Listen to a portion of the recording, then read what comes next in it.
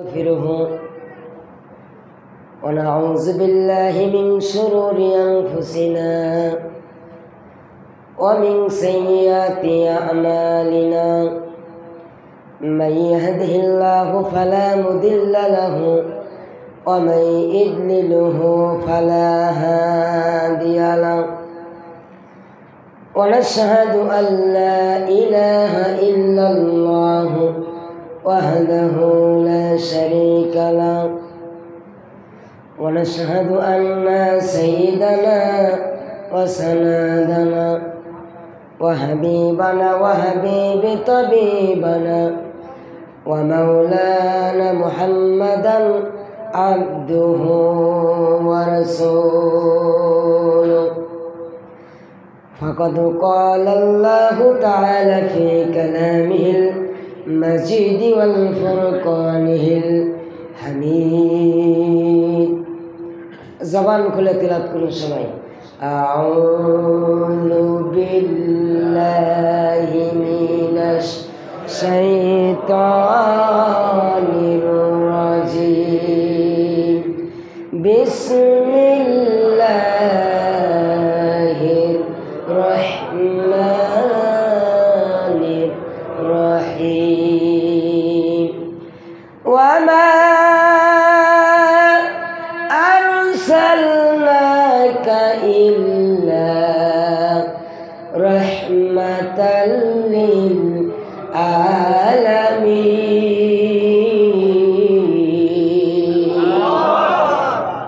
ইলা আখির আয়াত وقال رسول الله صلى الله عليه وسلم من مات ولم يغزو يحدث به نفسه مات على شعبة من النفاق إلى آخر الحديث أو كما قال النبي صلى الله عليه وسلم وقال تعالى في شان حبيب إن الله وملائكته يصلون على النبي يا أيها الذين آمنوا صلوا عليه وسلموا تسليما اللهم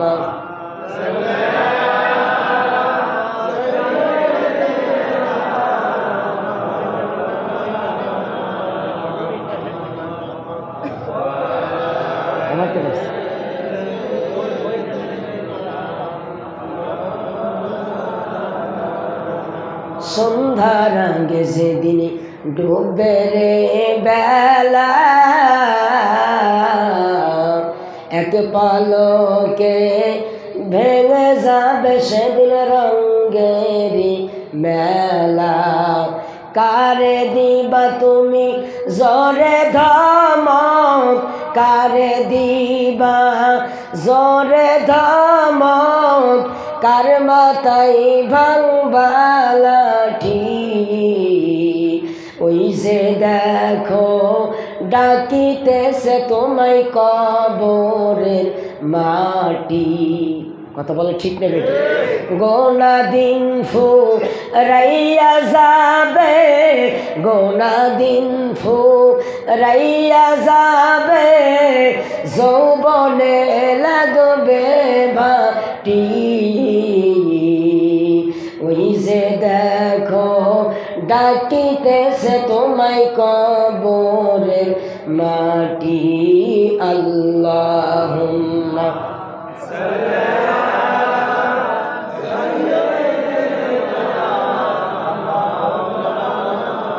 নেট পাচ্ছে না নেট পাচ্ছে এই নেট পাচ্ছি তো এতে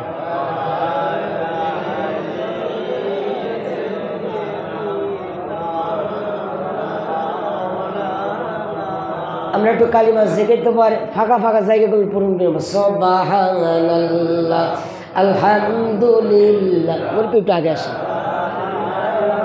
সুবহানাল্লাহ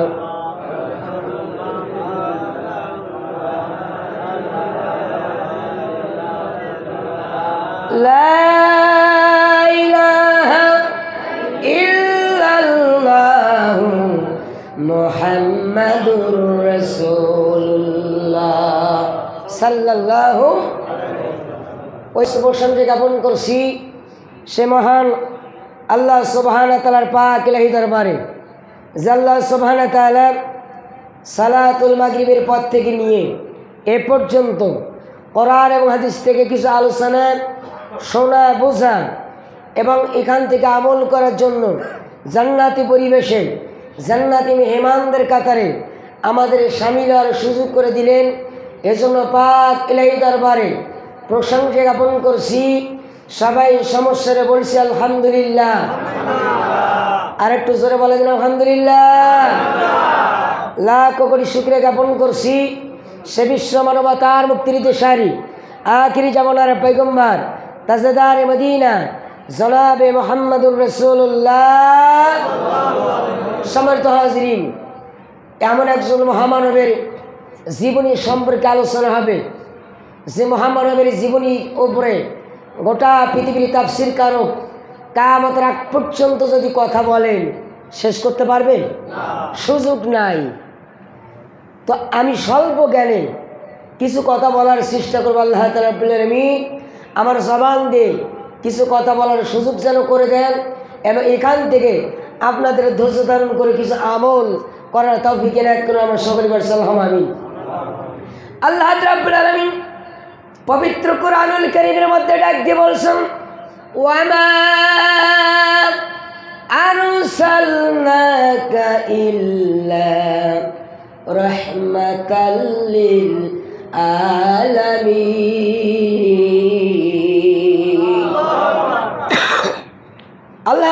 আল্লাহ নবী ডাক দিয়ে বলেন, ও পৃথিবীর মানুষেরা শুনে রাখো, আমি আল্লাহ নবী গোটা পৃথিবীতে যত নবী রাসূল আসছে এক একজন নবী এক একটা কওমের মধ্যে এসেছে, এক একটা এলাকা ভিত্তিক এসেছে, এক একটা জাতিগোষ্ঠীর ওপরে এসেছে।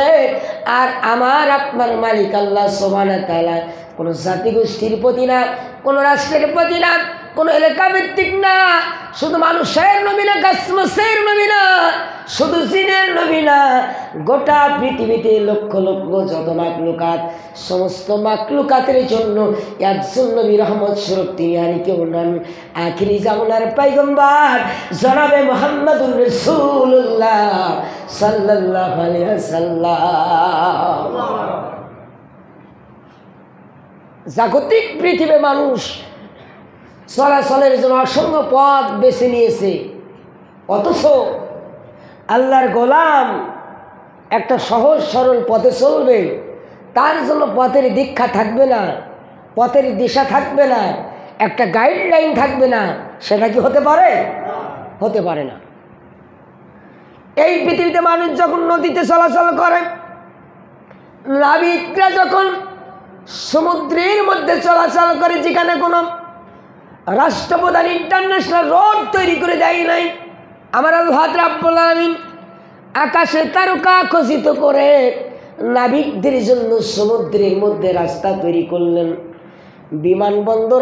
বিমানবন্দর থেকে আর এক বিমানবন্দরে পাইলটরা যখন বিমান উড়িয়ে যায়, ওই রাস্তায় কোনো প্রশাসক ওখানে রাস্তা তৈরি করেন আকাশে। আমার আল্লাহ রাব্বুল আলামিন অসংখ্য নক্ষত্রপুঞ্জ দিয়ে সেখানে রাস্তা তৈরি করলাম। গভীর জঙ্গলের ভিতরে যেখানে কোনো রাস্তা নাই, সেখানে আল্লাহ রাব্বুল আলামিন রাস্তার দীক্ষা দিলেন। অথচ যে আশরাফুল মাখলুকাতকে আল্লাহ সৃষ্টি করলেন, উত্তম সবচেয়ে গোটা মাখলুকাতের মধ্যে শ্রেষ্ঠ মাখলুকাত হিসাবে মানুষকে আশরাফুল মাখলুকাত হিসাবে সৃষ্টি করলেন, তাদের জন্য কোনো গাইডলাইন থাকবে না, একটা পথের দিশা থাকবে না, তা তো হতে পারে না। মানব জাতির জন্য আল্লাহ রাব্বুল আলামিন যুগে যুগে কালে কালে অসংখ্য নবী রাসূল প্রেরণ করেছেন। ওয়ালাকাদ বা'আসনা ফি কুল্লি উম্মাতির রাসূলা আনি ইবুদুল্লাহ ওয়াজতানিবুত তাগুত। কালে কালে আল্লাহ সুবহানাহু ওয়া তাআলা অসংখ্য নবী রাসূল প্রেরণ করেছেন। যত কিতাব এসেছে সব কিতাবের সার গর্ব, সার মর্ম, সার রস একটা কিতাবের মধ্যে আল্লাহ রাব্বুল আলামিন দিয়েছেন, সেই কিতাবের নামটা কি বলেন? আল কোরআন। এ কোরআনুল কারীম আল্লাহ নবীর উপরে নাজিল হলেন। আর যখনই কোরআনুল কারীম নাজিল হলেন, গোটা পৃথিবী যেন মুহূর্তের ভিতরে আলোয় আলোকিত হয়ে গিয়েছে। কিতাবুন আনজালনাহু ইলাইকা লিতুখরিজান নাসা মিনাজ যুলুমাতি ইলান নূর।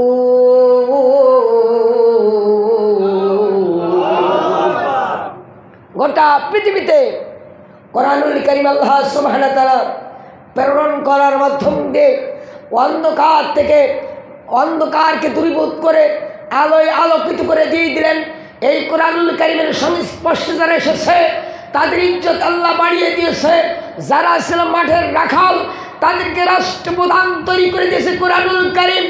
একই কোরআনুল কারীম আজ গোটা পৃথিবীর মুসলমানদের কাছে আছে।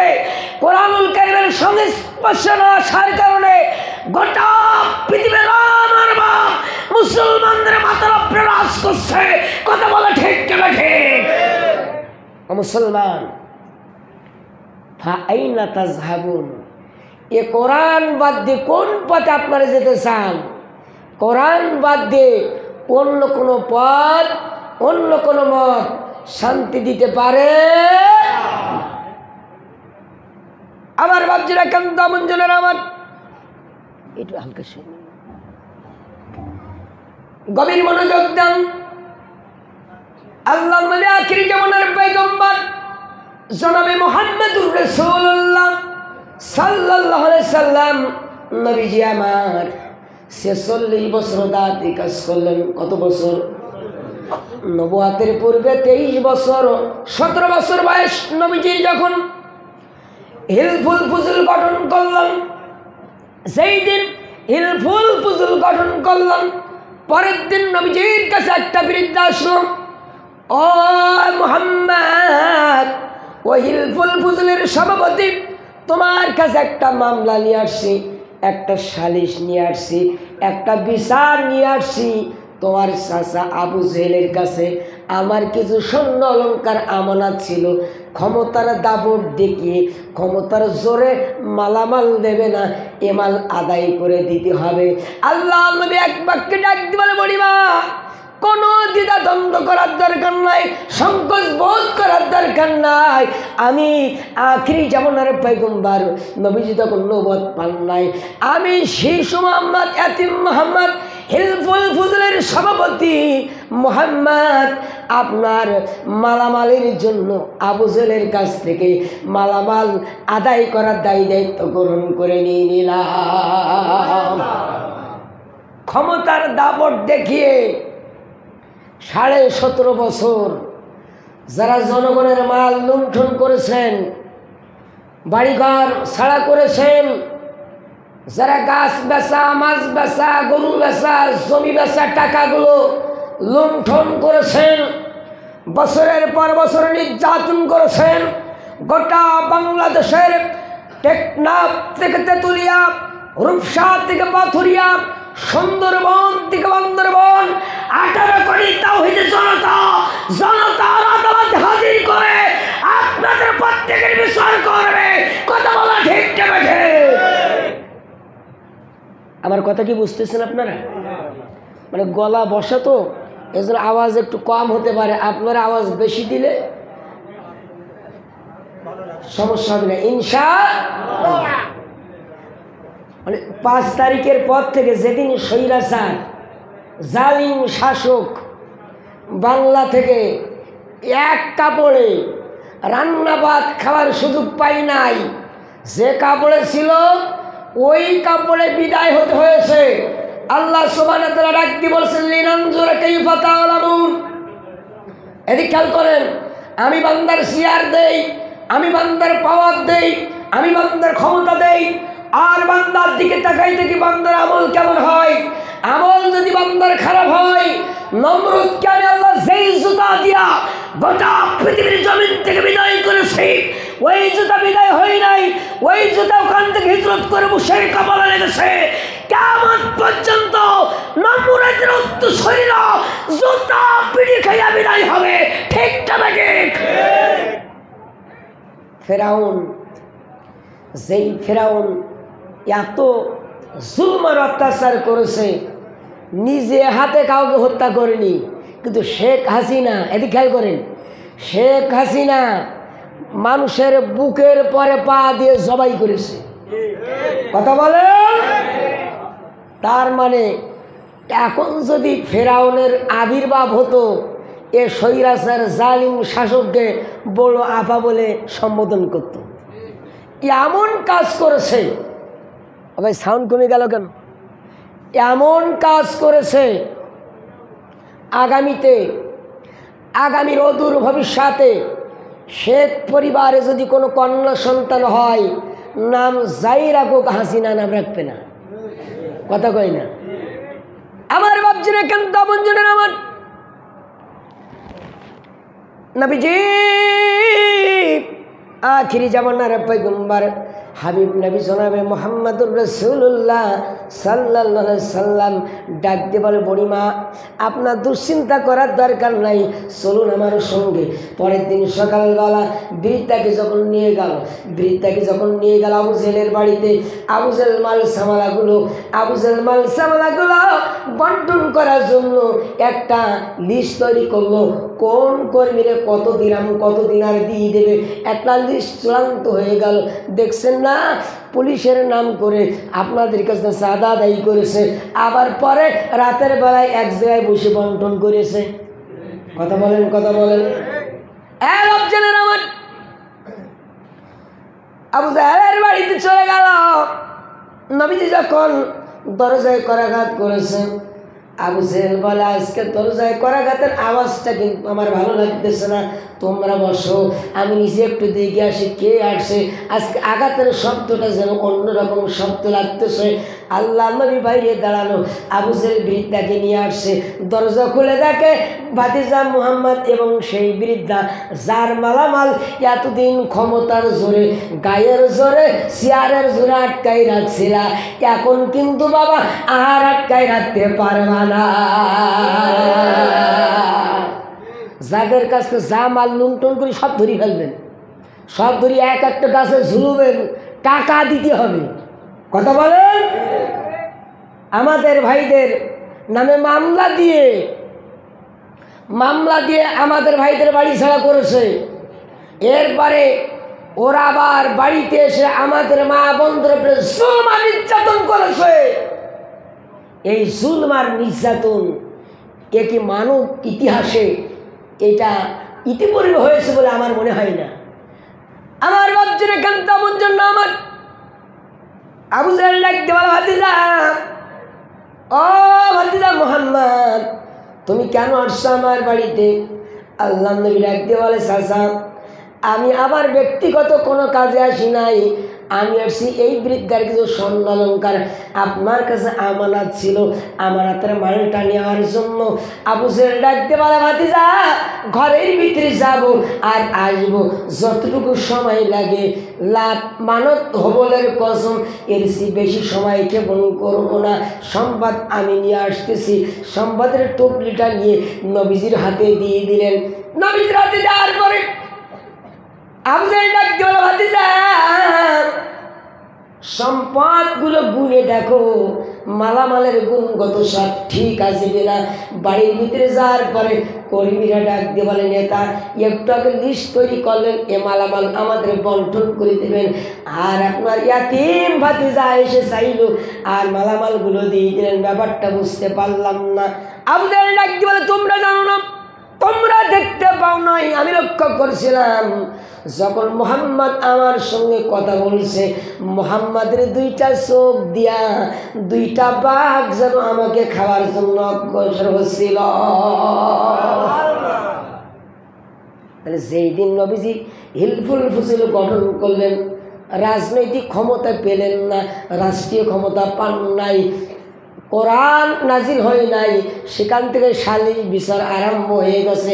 5 তারিখের পর থেকে দেখেন এলাকা ভিত্তিক আর মেম্বার চেয়ারম্যানের সালিশে ডাকে না, এলাকার আলেম ওলামা, এলাকার সাধারণ মুসল্লিরা, ইমাম মুয়াজ্জিন, তাদের নিয়ে গোটা বাংলাদেশে সালিশ চলতেছে। একান্ত বুঝলাম আমার 17 বছর বয়স থেকে আল্লাহ নবী 40 বছর বয়স পর্যন্ত, আল্লাহ নবীর বয়স 40 বছর, 23 বছর ধরে, 17 বছর থেকে 40 বছরে, এই 23 বছর নবীজি আমার দাওয়াতি কাজ করতেছেন। তখন কোরআন নাজিল হয় নাই।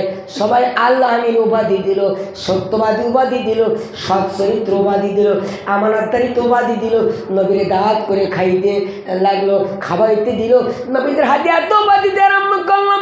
আল্লাহ নবীকে ডাক দিল, নবীজি, ও হাবিব নবী আমার, ও বন্ধু আমার, আমি আল্লাহ তোমারে বেশি ভালোবাসি। আর এই 23টা বছর দাওয়াতি কাজ করছো এই ময়দানে কোরআন ছাড়া, এবার কোরআন দিয়ে দাওয়াতি কাজ করতে হবে। তাহলে আসল বন্ধুকে, অরিজিনাল মুসলমানকে এইবার বোঝা যাবে।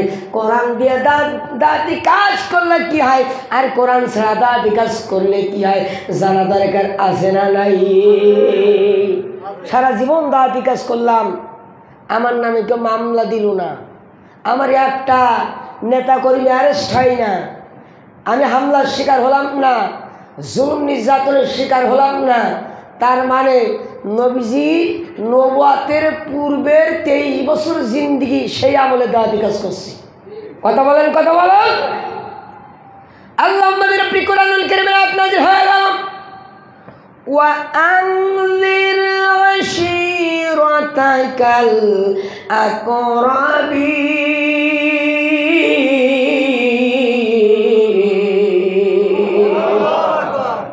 ওগো নবীজি, আপনার ডাইনে বামে সামনে পিছনে 40 ঘরের ভিতরে দাওয়াতি কাজ করেন। এলাকার যত বড় বড় নেতা আছে নেতাদের কাছে দাওয়াতি কাজ করেন। এলাকার নেতা যদি কোরআন বসে, এলাকার নেতারা যদি কালিমা বসে, ওই এলাকায় দাওয়াতি কাজ করবেন। আপনার নামে কোনো নাশকতার মামলা হবে না। আল্লাহ এলাকার নেতাদের দাওয়াত দিলাম। আবু জাহল, উতবা, শাইবা, আবু সুফিয়ান, শারিক বিন আকরাস, ওয়ালিদ বিন মুগীরা সহ কুরাইশ 13টা গোত্রের 13টা নেতারা দাওয়াত দিলেন। সব নেতারা হাজির। দুপুরে খাওয়া দাওয়ার ব্যবস্থা করলেন। খাওয়া দাওয়া শেষে নবীজি ডাক দেওয়াল, ও চাচা আবুল হাব, আপনার কাছে জানতে চাই মুহাম্মদ ছেলেটা কেমন? আবুল হাব ডাক দিয়ে বলে, ভাতিজা, গোটা পৃথিবীর ভিতরে মুহাম্মদের চেয়ে উত্তম ছেলে আমার নজরে আর একটা পড়ে নাই। আবু জাহেলকে উত্তর দেন, শারিক বিন আকরাস, ওয়ালিদ বিন মুগীরা, সব নেতারা যখন এক বাক্যে নবীজির উত্তম আদর্শের কথা ওরা ঘোষণা দিয়ে দিল। আল্লাহ নবী আখিরি জামানার পয়গম্বর হাবিব নবী ডাক দেওয়ালে, ও চাচারা, ও মক্কার নেতারা, যদি তাই হয় আমি আপনাদের কাছে একটা কালিমার দাওয়াত দিতে চাই, লা ইলাহা ইল্লাল্লাহু তুফলিহু।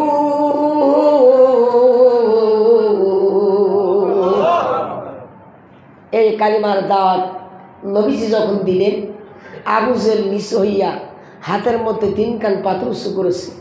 একটা পাথর নবীজির ডান চলে মেরে দিয়েছে। নবীজির ডান চলে কেটে কেটে রক্ত পড়ে, নবীজির জুব্বা মোবারক ভিজে যায়। আর একটা পাথর মেরে দিয়েছে বাম চলে, নবীজির বাম চলে কেটে কেটে টপ টপ করে রক্ত পড়ে, নবীজির জুব্বা মোবারক ভিজে যায়। বিশ্ব নবীর যায় চেহারায় কোনোদিন মশামাছি বসে নয়।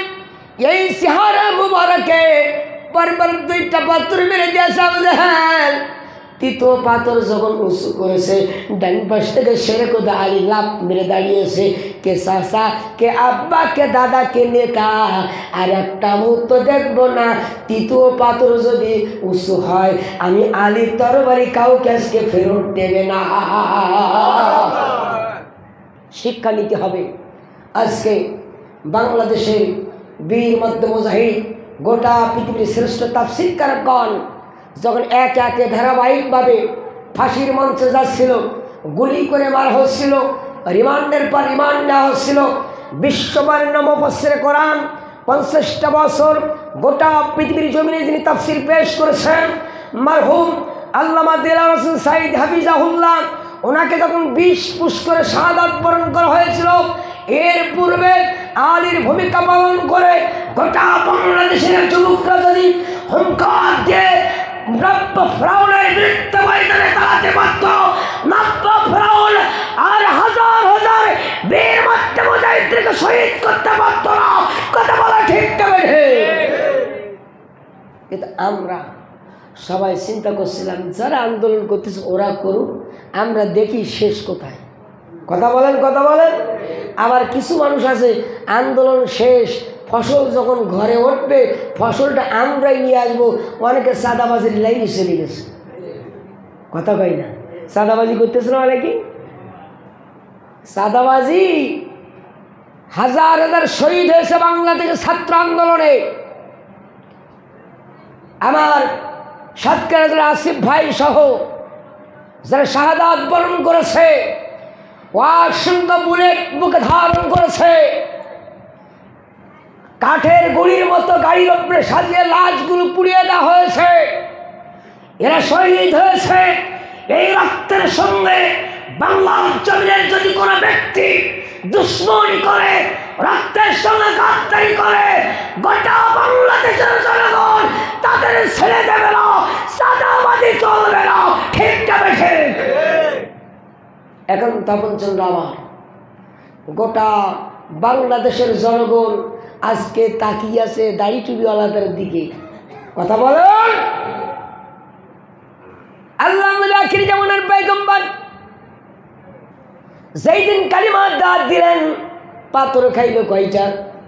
সবাই বলেন, 2টা। একই কালিমার দাওয়াত আপনি আমি দিচ্ছি, কেউ কোনো তাপঝাপ আমার উপরে দেয় না, আমার উপরে হামলা মামলা দেয় না, কেউ সমালোচনা করে না। আওয়ামী লীগ, বিএনপি, জামাত ইসলাম, জাতীয় পার্টি, ওয়ার্কার্স পার্টি, এনডিপি, হাটাজারি, তাবলিগ জামাত, আটজি, ফুরফুরা, যত দল পারে যে সবাই এক বাক্যে বলে এইরকম হুজুর আর একজন আমরা খুঁজে পাই না, খুব ভালো হুজুর। তার মানে আল্লাহর দৃষ্টিতে আমি প্রকৃত ইমানদার না, আমি একটা ইবলিস। কথা বলেন। সবাই যদি আমারে ভালো বলে, এমন দাওয়াত দিলাম, নবীজি দাওয়াত দেয় মার খায়, আর আমি দাওয়াত দেয় সব দল আমার উপরে খুশি, তার মানে আমি নবীজির খাঁটি উম্মত হতে পারি নাই। আমার কথা কি বুঝতে পারছেন আপনারা? তাহলে আসলে খাঁটি উম্মত হতে গেলে আপনার উপরে জুলম আর নির্যাতন আসবেই। জুলম আর নির্যাতন যদি না আসে, মনে করবেন আপনার ইমানের ভিতরে ঘুণ ধরেছে, ভাইরাস লেগেছে। একটা ম্যাজের কাঠি নিয়ে আপনি যদি ধরানোর চেষ্টা করেন, অনেকবার ঘা দিয়েছেন, আগুন ধরে না, আবার ঘা দিলেন, ঘষা দিলেন, আগুন জ্বলে না, তার মানে বুঝতে হবে বারুদ নষ্ট হয়ে গেছে। কথা বলেন। আপনি কথা বলেন কিন্তু বারুদ নেই, ইমানি বারুদ নেই। ইমানি বারুদ না থাকলে তো দুশ্মনটা আপনার মাথার উপরে হাত বুলাইয়ে আপনার হাতিয়া তৌবা দিয়ে খানকায় বসাই দেবে। কথা বলেন। আমার নবীজি বাড়ির দিকে চলে গেলেন, শেরে খোদা আলীর কাঁধের উপরে ভাত দিয়ান আল্লাহ নবী রক্ত মাখা জামা নিয়ে বাড়িতে চলে গেলেন। যেদিন সর্বপ্রথম কালিমার দাওয়াত দিলেন, সেই দিন নবীজি রক্তাক্ত হয়ে বাড়িতে চলে গেলেন। আর রক্তাক্ত যেই দিন হলেন, সেই দিন থেকে একে একে আম্মার ইবনে ইয়াসির, সুমাইয়া, হযরত বিলাল, খাব্বাব, খুবাইবরা ইসলামের ছায়াতলে আসা আরম্ভ হয়ে গেল। বাতিল পক্ষ চিন্তা করলো কালিমা বন্ধ করতে হবে, কোরআন বন্ধ করতে হবে। কোরআন যদি বন্ধ না করতে পারি, আমাদের চেয়ারও থাকবে না, পাওয়ারও থাকবে না। ওরা এক গোল টেবিলের মিটিংয়ে বসলো, কেমন করে কোরআনের কথা বন্ধ করা যায়। ওরা ঘোষণা দিল, যেখানে কোরআনের কথা চলবে তোমরা হট্টগোল করবা, আর মুহাম্মাদের কোরআনের কথার জন্য কোনো অনুমতি নেই, কোরআন বন্ধ করতে হবে। আল্লাহ সুবহানাহু ওয়া তাআলা কোরআনুল কারীমের মধ্যে তাদের সম্পর্কে বললেন, ওয়াকাল্লাযীনা কাফারু লা তাসমাউ লিহাযাল কুরআন।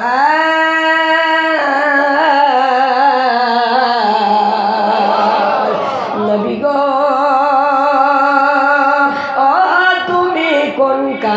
কাননের ফুল হেরার দুলাল আমিনার বুলবুল নবী গো ও তুমি কোন কাননের ফুল হেরার দুলাল আমিনার বুলবুল ও প্রাণের নবী গো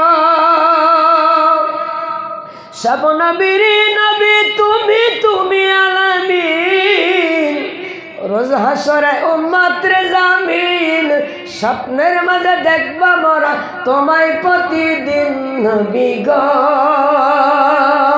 ও তুমি কোন কাননের ফুল হীরার দুলাল আমিনার বুলবুল পৃথিবীতে সুবহানাল্লাহ চা কি আছে ছোট্ট কিন্তু ছোট্ট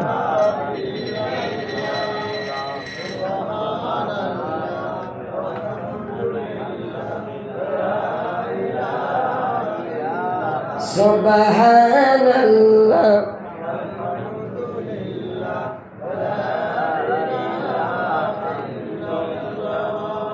লা ইলাহা ইল্লাল্লাহ মুহাম্মাদুর রাসূলুল্লাহ সাল্লাল্লাহু একান্ত আপনজন আমার ওরা ঘোষণা দিয়ে দিল কোরআন বন্ধ করতে হবে আল্লাহ সুবহানাহু ওয়া তাআলা ডাক দিয়ে বলেন ও নবীজি আমার আমি কোরআন দিয়ে ঘোষণা দিলাম যারা মাত্র কাফির ওয়াকালাল্লাযীনা কাফারু লা তাসমাউ লিহাযাল কোরআন যারাই মাত্র কাফির তারা কোরআনের কথা শুনতে দেবে না বন্ধ করে দিয়ে দেবে শোনার পরিবেশ তৈরির ক্ষেত্রে বাধা প্রদান করবে 17টা বছর কোরআনুল কারীমের আলোচনা যেখানে হবে সেখানে বাধা সৃষ্টি হয়েছে আর যদি বড় একজন হুজুর এসে যায় বাইরে দাঁড়িয়ে টেলিফোন করে অমুক হুজুর কিন্তু এসে চলে আসেন কথা বলেন আজকে কেমন ক্ষমতা যায় আজকে টেলিফোন কর জনগণ উল্লু করে শুয়ে একদম জায়গায় জানতে খবর দেবে কথা বলা ঠিক দেবে ঠিক কি একটা ক্ষমতা পাতি নেতা এলাকায় যারা কেউ বলে না তার টেলিফোনের জোড়নে এলাকার মানুষ অতিষ্ঠ কথা বলেন 2 তারিখ পর্যন্ত কত ক্ষমতার আহমিকা গর্ব অহংকার আমরা পালাবো না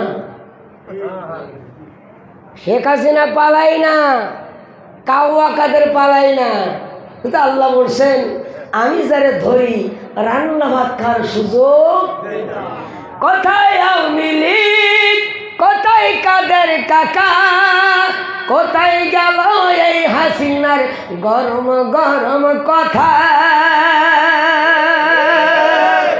খেলা হবে খেলা হবে খেলা হবে বইলা কাকা গেছে পালাইয়া হাসিনা পালাইছে রে দেশটা ছাড়িয়া সৈরাসার পালাইছে রে দেশটা ছাড়িয়া আল্লাহ তোমার দরবারেতে হাজার শুকরিয়া সৈরাসার পালাইছে রে দেশটা ছাড়িয়া হাসিনা পালাইছে রে দেশটা ছাড়িয়া কোথায় আওয়ামী লীগ কোথায় কাদের কাকা কোথায় গেল এই জালিমের গরম গরম কথা খেলা হবে খেলা হবে খেলা হবে বইলা কাকা গেছে পালাইয়া কথা বলেন আসেন জনগণ প্রস্তুত আছে খেলার জন্য ধৈর্য ধারণ করেন মাত্র 28 জন বাইরে গেছে 5 তারিখের আগে 25 জন এমপি আমলারা যারা পালাইছিল 5 তারিখে শেখ হাসিনার শেখ রেহেনা 25-27 ডিএমবির উপপরিদর্শক ওই যে বিপ্লব কুমার উত্তরবঙ্গ দিয়ে লালমনিরহাটের ওই পাশ দিয়ে পালাইছে এই 2 সপ্তাহ আগে সাধারণ পোশাক পরে লুঙ্গি পরে এত ক্ষমতার দাবত পালাই গেছে মোট 28 জন বাদ বাকি মাল কি সাত্তার ভাই হাত দেবেন না গপ্পার ভাই সব সেনাবাহিনীর আন্ডারে আছে একটা করে ছাড়বে জনগণ গণধুলাই দেওয়ার পরে পশাডিং নিক্ষেপ করার মাধ্যম দিয়ে রিমান্ডের পরে এরপরে কারারুদ্ধ করা হবে। কথা বলে ঠিক না ঠিক? এজন্য ধৈর্য ধারণ করেন, কাদের বলেন আর যেই বলেন কোনো নেতা পালাইতে পারে নাই। বাংলাদেশের অতন্ত্র প্রহরী, বাংলাদেশের অতন্ত্র প্রহরী এমন কায়দায় বর্ডার পাহারা দিচ্ছে, একটা পাখি পর্যন্ত পালাইতে পারবে ইনশাল্লাহ। ঠিক না ঠিক? গতকালকে একজন বিএসএফ জওয়ান বাংলাদেশের মধ্যে ঢুকে গিয়েছিল, চেক করতে আসছে, সঙ্গে সঙ্গে আমার বাংলাদেশের অতন্ত্র প্রহরীরা অ্যারেস্ট করে ফেলছে। এখন কান্না কাটাকাটি লাভ হবে না, বহুত খেলা আরম্ভ হয়েছে। মণিপুরা প্রায় এখন স্বাধীনতার দিকে। আজকে বর্তমান আজকের নিউজ, দিল্লির অভিমুখে লক্ষ লক্ষ মানুষ মিছিল করছে স্বাধীনতার জন্য। আল্লাহ নবী বলছেন ভারত ভেঙে টুকরা টুকরা হয়ে যাবে। বীর মাত্র মুজাহিদ আল্লামা দেলার হোসেন সাইদ হাফিজাহুল্লাহ উনিও ঘোষণা দিয়েছেন, উনি মৃত্যুর আগে বলে গেছেন খুব শীঘ্রই টুডে অ্যান্ড টুমরো, সেদিন আর বেশি দিনে যাওয়া লাগবে না, গোটা ভারত ভেঙে তছনছ হয়ে যাবে। গোটা পৃথিবীতে মুসলমান কালিমার নিশান উড়াই দেবে। গোটা পৃথিবীর কোনো পরাশক্তি মুসলমানদের বিজয়কে ঠেকাতে পারবে না, পারবে না, পারবে না। ঠিক না ঠিক? সেদিন আসতেছে বাংলাদেশে বসে চায়ের দোকানে সমালোচনা করে মুসলমানদের বিজয় ঠেকানো যাবে? আমার অবজের কেন্দ্র জন্য আমার নবীজি কোরআনুল কারীমের দাওয়াত দিচ্ছেন, আর কাফির বেঈমানরা চেষ্টা করছে এ দাওয়াতি মিশন বন্ধ করার জন্য। বন্ধ করতে পারে না। আবার দারুণতার বৈঠকে ওরা এক বাক্যে বসে গেছে কেমনি কোরআন বন্ধ করা যায়। কোরআন বন্ধর কোনো চক্রান্ত ওরা কাজে লাগাইতে পারতেছে না। অনেক দিন বগিরা ডাক দিয়ে বলে এটা আমার পক্ষে কোনো ব্যাপার না, এমন একটা দাগ লাগাই দেবো মোহাম্মদের চরিত্রে, মোহাম্মদের জীবনে কালিমার কথা বলবে না। আবু জাহেল ডাক দিয়ে বলে ওয়ালিদ বিন মুগিরা, তুমি কিন্তু আমার ভাতিজারে ভালো করেছেন না। একদিন হঠাৎ করে দেখি আমার ভাতিজা রাস্তা দিয়ে আসতেছে, নবুয়তের দাবিদার। আমি চিন্তা করলাম আসলে সত্য নবী কিনা একটু পরীক্ষা করে দেখি। কয়েকটা পাথরের কুচি হাতের মধ্যে নিলাম। মুহাম্মদ যখন নিকটবর্তী হয়ে গেল, ডাক দিয়ে বললাম ভাতিজা, ও মুহাম্মদ, আমার হাতের ভিতরে কি আছে যদি বলে দিতে পারো, কথা দিলাম কালিমা পড়ে মুসলমান হয়ে যাব। আল্লাহ নবী ডাক দিয়ে বলে চাচা, আপনার হাতের ভিতরে কি আছে যদি আমার পরিচয়টা তার জবান দিয়ে দেয়, এর সে বড় সাপ আপনার আছে নাকি বলেন না? এর সে বড় সাপ আর থাকতে পারে না। আল্লাহ নবী ডাক দিয়ে বলে আমার চাচার হাতের ভিতরে কি আসো গো, আমি কি আমার পরিচয়টাকে একটু দেওয়া যায় না? পাথরের জবান খুলে যায়, পাথর ডাক দিয়ে বলেন আনতা রাসূলুল্লাহ আনতা হাবিবাল্লাহ লা শাক্কা বিহি ইয়া রাসূলুল্লাহ ইয়া হাবিবাল্লাহ। আবু জেহেল পাথর নিয়ে দূরে ছুরি দিয়ে বলছে ও ভাতিজা মুহাম্মদ, তুমি গোপনে গোপনে কখন পাথরের জাদু করিস আমি একবারও খেয়াল করিনি। নাউজুবিল্লাহ পকেটে রেখে দিল। সবাই জোরে বলতে নাউজুবিল্লাহ। চাচা মোটে মুখ খুললই না। এখন তো আপন জন্য আমার আবু জেহেল ডাক দিয়ে বলে ভাতিজা, ওই যে একটা খেজুর গাছ দেখা যায়, গাছটা যদি তোমার পরিচয়টা জবান ছেড়ে দিয়ে দেয়, কথা দিলাম কালিমা পড়ে ইসলাম ধর্ম গ্রহণ করবো। আল্লাহ নবী গাছের নিকটে গেলেন, গাছকে ডাক দিয়ে বলে ও গাছ রে, ও খেজুর গাছ, আমি কে, আমার পরিচয়টা কি দেওয়া যায় না? আল্লাহ সুবহানাহু ওয়া তাআলা অনুমতি দিলেন, গাছের জবান খুলে গেল।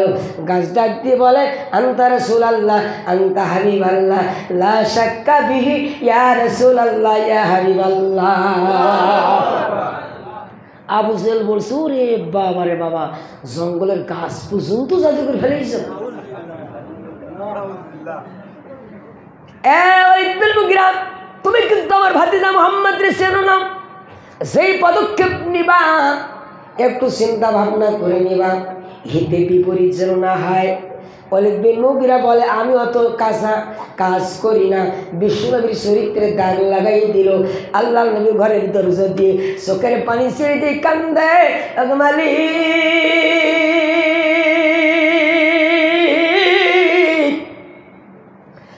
আমি নবীর চরিত্র কেমন গোটা পৃথিবীর কেউ জানুক আর না জানুক, তুমি ভালো জানো। ওগো আল্লাহ, ওয়ালিদ বিন মুগিরা আমার চরিত্রের দাগ লাগাই দিয়েছে। আল্লাহ সুবহানাহু ওয়া তাআলা সঙ্গে সঙ্গে সূরা কলাম নাজিল করলেন। পবিত্র কোরআনুল কারীমের 68 নম্বর সূরা কলাম নাজিল করে জানাই দিলেন, ওয়া ইন্নাকা লাআলা খুলুকিন আযীম।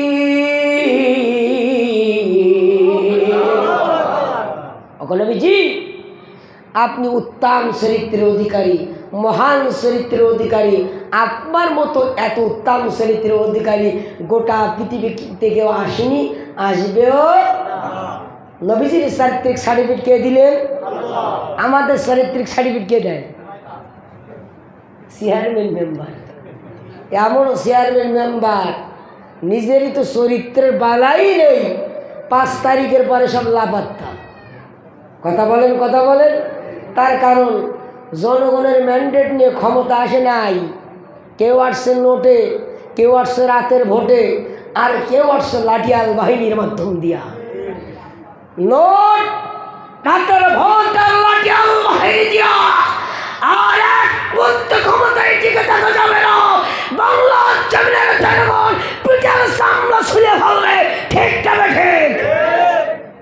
আমি উত্তরবঙ্গে একটা মাহফিলে গেলাম। উত্তরবঙ্গের মাহফিল যাওয়ার পরে নীলফামারী এলাকার এক মুরব্বী আক্ষেপ করে বলছে, নির্বাচনে ভোট দিতে গিয়েছে তো যুবকেরা লাঠিয়াল বাহিনীরা বলছে, চাচা আপনি মুরব্বী মানুষ কষ্ট করে আসছেন কেন? আপনার ভোট দেওয়ার দরকার নেই, আমরা আপনার ভোট দিয়ে দিতে পারি। তো মুরব্বী বলছে, ঠিক আছে, আমার যাওয়ার দরকার নেই। তো কষ্ট করে যখন আসছি তো চাষির অবস্থাটা কি একটু দেখে যাই। তো বলছে, চাষি তো ভোট দিয়েই চলে গেছে। চাষি এর আগে ভোট দিয়ে গেছে, আপনার আসার আর চিন্তা করার দরকার নেই, লিস্ট খোঁজার দরকার নেই। চাষা একটু আগে হাঁটছিল, যখন এই কথা শুনেছে চাষা গলা ছেড়ে দিয়ে কাঁদতেছে। যুবকরা বলছে, চাষা চাষিরে মনে খুব ভালোবাসেন, চাষির কথা শোনা মাত্র আপনি কেঁদে ফেলাইছেন। বলছে, রে বাবা ওই জন্যই কাঁদছি না, তোর চাষি কত বড় হারামি, 5 বছর আগে মারা গেছে, ও ভোট দিতে আসলো, আমার সাথে দেখা না করেছিল না। অবস্থা বুঝতে পারছেন? এই জাতীয় নেতা বাংলা জমিনের কোন জনগণ দেখতে চায়? আমার বাপজিরা কান্তাপন জন্য, আমার হাসির খোরাক দেওয়ার জন্য বলি নাই, বাস্তব কথাগুলো বলতেছি।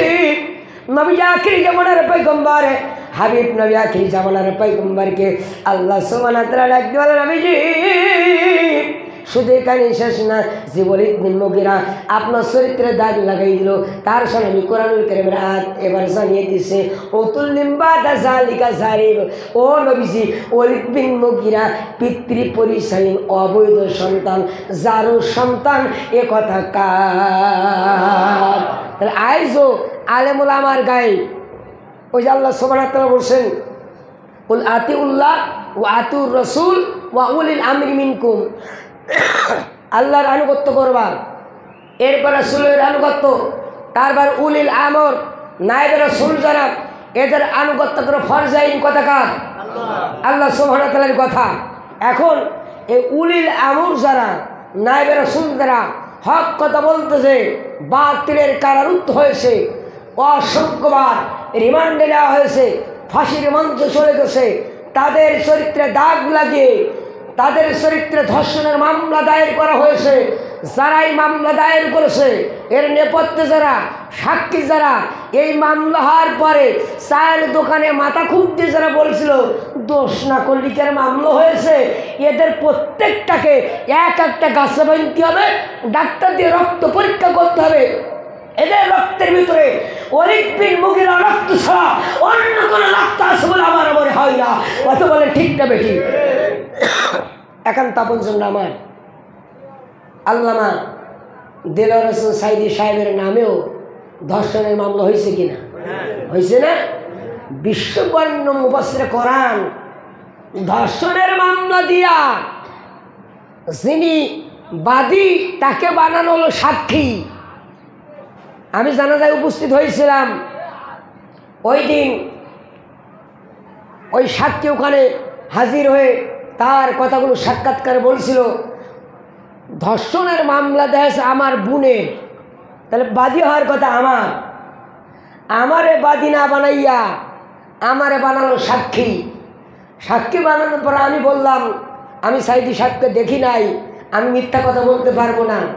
সেই সুকরঞ্জন বালিকে কোর্টের প্রান্তার থেকে কিডন্যাপ করার মাধ্যম দিয়া বাংলাদেশের দক্ষিণ জনপদ সাতক্ষীরার বৈকারি বর্ডার দিয়া এখান থেকে পার করে দমদম জেলে 5 বছর রাখার পরে সেখান থেকে বের হয়ে ওই দিন সাক্ষাৎকার দিয়েছিল আল্লামা দেলোয়ার হোসেন সাইদির বিরুদ্ধে আনিত যে অভিযোগ দেওয়া হয়েছে, সেই অভিযোগ সম্পর্কে আমি তার বাদী, আমি এরকম কোনো কিছু জানি না। মিথ্যা মামলাকে ফাঁসিয়ে দেওয়া হয়েছে, কিয়ামতে আল্লাহর আদালতে প্রত্যেক আসামির কাঠগড়ায় দল করানো হবে। ঠিক তবে ঠিক। ওই যে দেখো বিদায় নিয়েছে মোর কোরআনের পাখি, ওই যে দেখো বিদায় নিয়েছে মোর কলিজার পাখি, আল কোরআনের বুলবুলিটা, আল কোরআনের বুলবুলিটা দিয়ে গেছে ফাঁকি। ওই যে দেখো বিদায় নিয়েছে মোর কোরআনের পাখি। কথা বলেন। এই জামানার প্রিয় রাহবার আল্লামা সাঈদী, ওই যে দেখো বিদায় নিয়েছে মোর কোরআনের পাখি। আল্লাহু আকবার। আল্লামা সাঈদী সাহেব বিদায় হয়েছেন, শহীদ হয়েছেন। প্রত্যেকটা ঘরে ঘরে তাদের মা সন্তানদেরকে আল্লামা সাঈদীর মতো তৈরি করার চেষ্টা করতেছে। কথা বলে ঠিকটা বেঠিক? আমার বাচ্চারা, আল্লাহ আখিরি জামানার পয়গম্বর হাবিব নবী যখনই ঘোষণা দিলেন ওয়ালিদ বিন মুগিরার তার যার সন্তান, ওয়ালিদ বিন মুগিরা দৌড়ে চলে গেল আবু জেহেলের কাছে। আপনার ভাতিজা আমার বলছে আমি নাকি যার সন্তান, আমার পিতার ঠিক নাই। আবু জেহেল বলে it is the best policy, উত্তম একটা পন্থা পেয়ে গেছি। এই পন্থার মাধ্যম দিয়া আন্তর্জাতিক অপরাধ ট্রাইব্যুনাল গঠন করিয়া মুহাম্মাদের ফাঁসির মঞ্চ তৈরি করাবে। ওয়ালিদ বিন মুগিরা যা যা যা, আগে তোর মায়ের কাছ থেকে শুনে আয়, আসলে তোর আব্বা ঠিক আছে কিনা, মা ছাড়া পৃথিবীর আর কেউ বলতে পারবে না। কথা বলে ঠিক না বেঠে?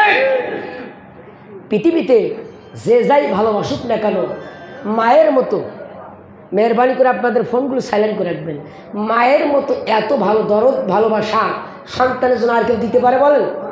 আর স্বার্থ ছাড়া দুনিয়ায় কেউ ভালোবাসে না, আর স্বার্থ ছাড়া বন্ধু বান্ধব কাছে আসে না, স্বার্থ ছাড়া ভালো বাসে শুধুই আমার মা, স্বার্থ ছাড়া ভালো বাসে শুধু মোদের মা। যারা মাকে ভালোবাসো না ওয়াজ শুনে লাভ হবে না। কাদার কলকুটা দিয়া মাটির মূর্তি করে, লক্ষ টাকা মজুরি নাই মূর্তির কারিগরে, মায়া তো সুন্দর দেহ দিয়া মজুরি চাইল না। স্বার্থ ছাড়া ভালো বাসে শুধু মোদের মা, যারা মাকে ভালো বাসো না ওয়াজ শুনে লাভ হবে না।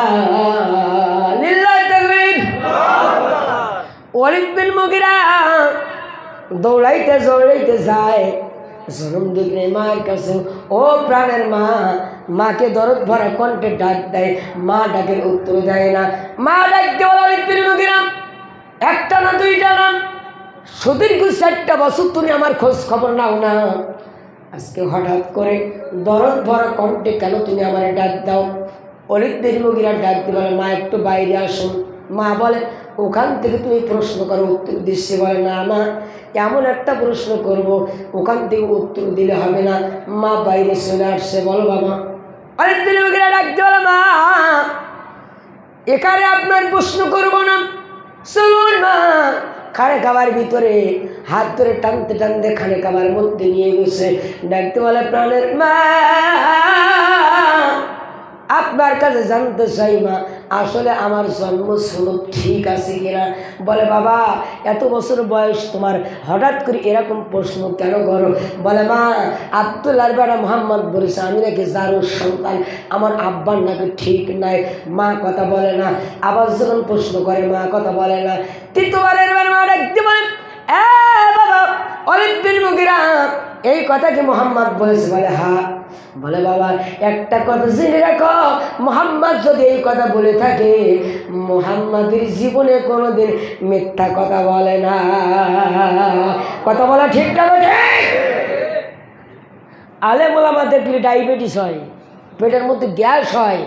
এই 17টা বছর আলেম ওলামা কোনো ওয়াজের মঞ্চে উঠতে দেবে না, পার্লামেন্টের আশপাশে যেতে দেবে না, কোনো সোশ্যাল মিডিয়ার সামনে আসতে দেবে না।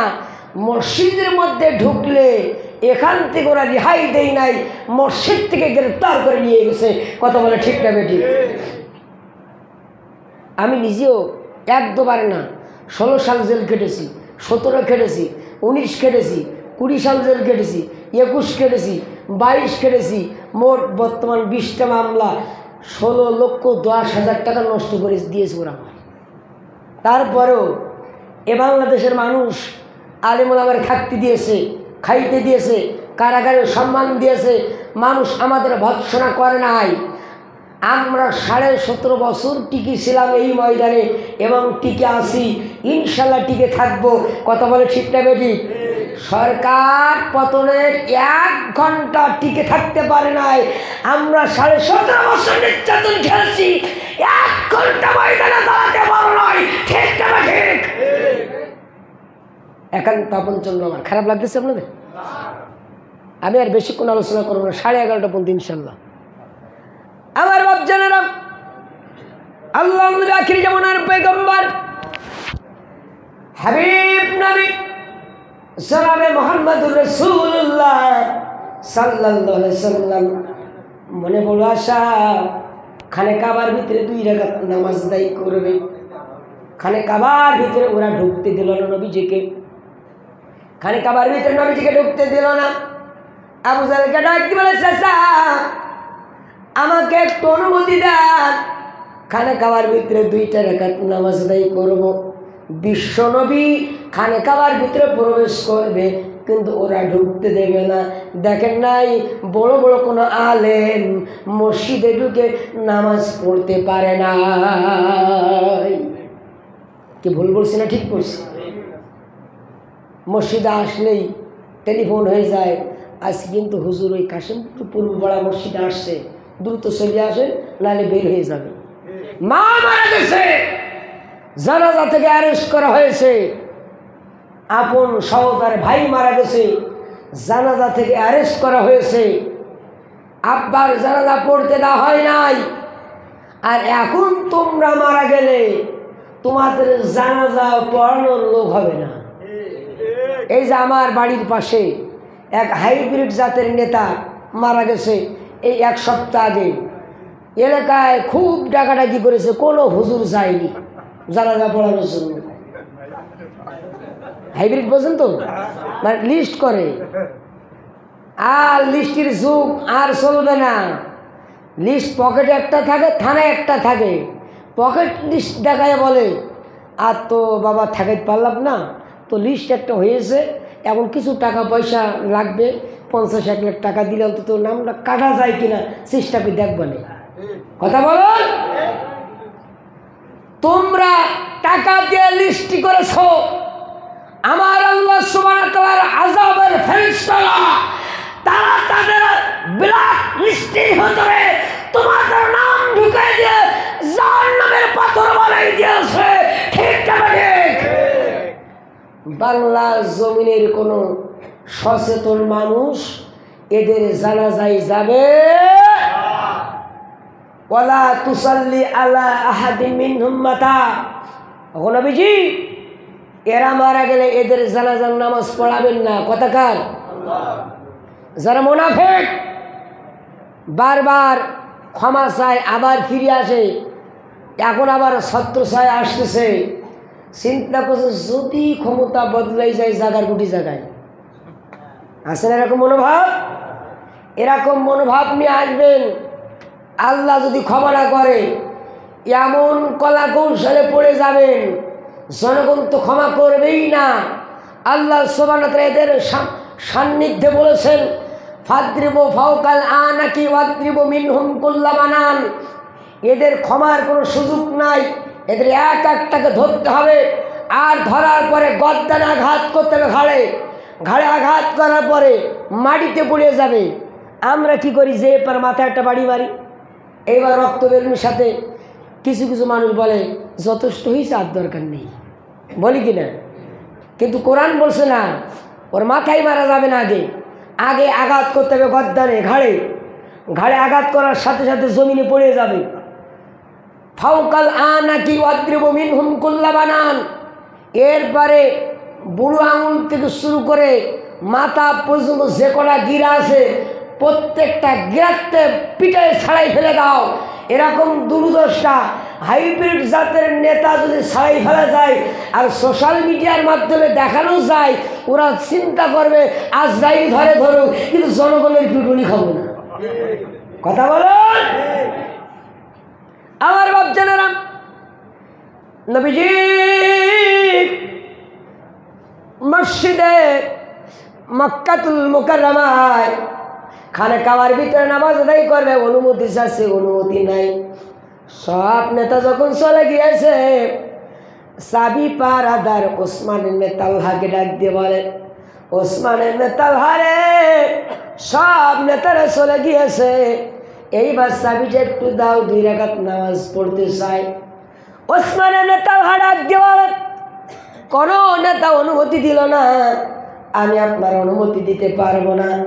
আল্লাহ নবী ডাক দিয়ে বলে, ওসমান ইবনে তালহা রে, আমি ইচ্ছা করলে জোর করে তোমার কাছ থেকে চাবি নিতে পারি, কিন্তু জোর করে চাবি নেব না। এমন সময় আসতেছে যেই সময় এই চাবি নিয়ে দৌড়াইতে দৌড়াইতে আমার কাছে তুমি আসবা। 17 বছর যাদেরকে মসজিদে ঢুকতে দেওয়া হলো না, ইমামতি পর্যন্ত কেড়ে নিয়েছে। দেখছেন না বাইতুল মুকাররমের ঘটনা? 5 তারিখের পরে ইমাম লাপাত্তা। কেন ইমাম লাপাত্তা হবে কেন? তুমি এত সাধু দরবেশ, তুমি পালাইলি কেন? তোমার তো কেউ কিছু বলেনি। তার মানে উনি বুঝতে পেরেছে, মুফতি রুহুল আমিন ওনার আব্বা জগৎ বিখ্যাত একজন ব্যক্তি ছিলেন, আল্লামা শামসুদ্দিন ফরিদপুরি রহিমাহুল্লাহ, কিন্তু ওনার ছেলেটা হয়েছে কোলাঙ্গার। 5 তারিখের পরে লাপাত্তা। গত জুমায় শুক্রবার জুমার দিন বর্তমান ইমাম সাহেবের মাইক কেড়ে নেওয়ার জন্য, মসজিদের চেয়ার কাড়ার জন্য গোপালগঞ্জ থেকে 500 কর্মী নিয়ে আসছে। বিভিন্ন এলাকা থেকে চরমনা ভাইদের টুপি পরাইয়ে, এদের বেশ পরে সাজাই গুজাই মসজিদে ঢুকাইয়ে হামলার মাধ্যম দিয়া মসজিদে বাইতুল মুকাররমের পরিবেশ যারা নষ্ট করছে, বাংলার জন্য তাদের প্রত্যেকের বিচার করা হবে। কথা বলে ঠিক তবে ঠিক। আচ্ছা, জোর করি ইমামতি না যায়, মুসল্লিরা যদি না যায়, জোর করি ইমামতি নেওয়া যায় না। পরবর্তীতে নামাজ না পড়ে পালাতো, এখনও ইমাম সাহেব পালাতো।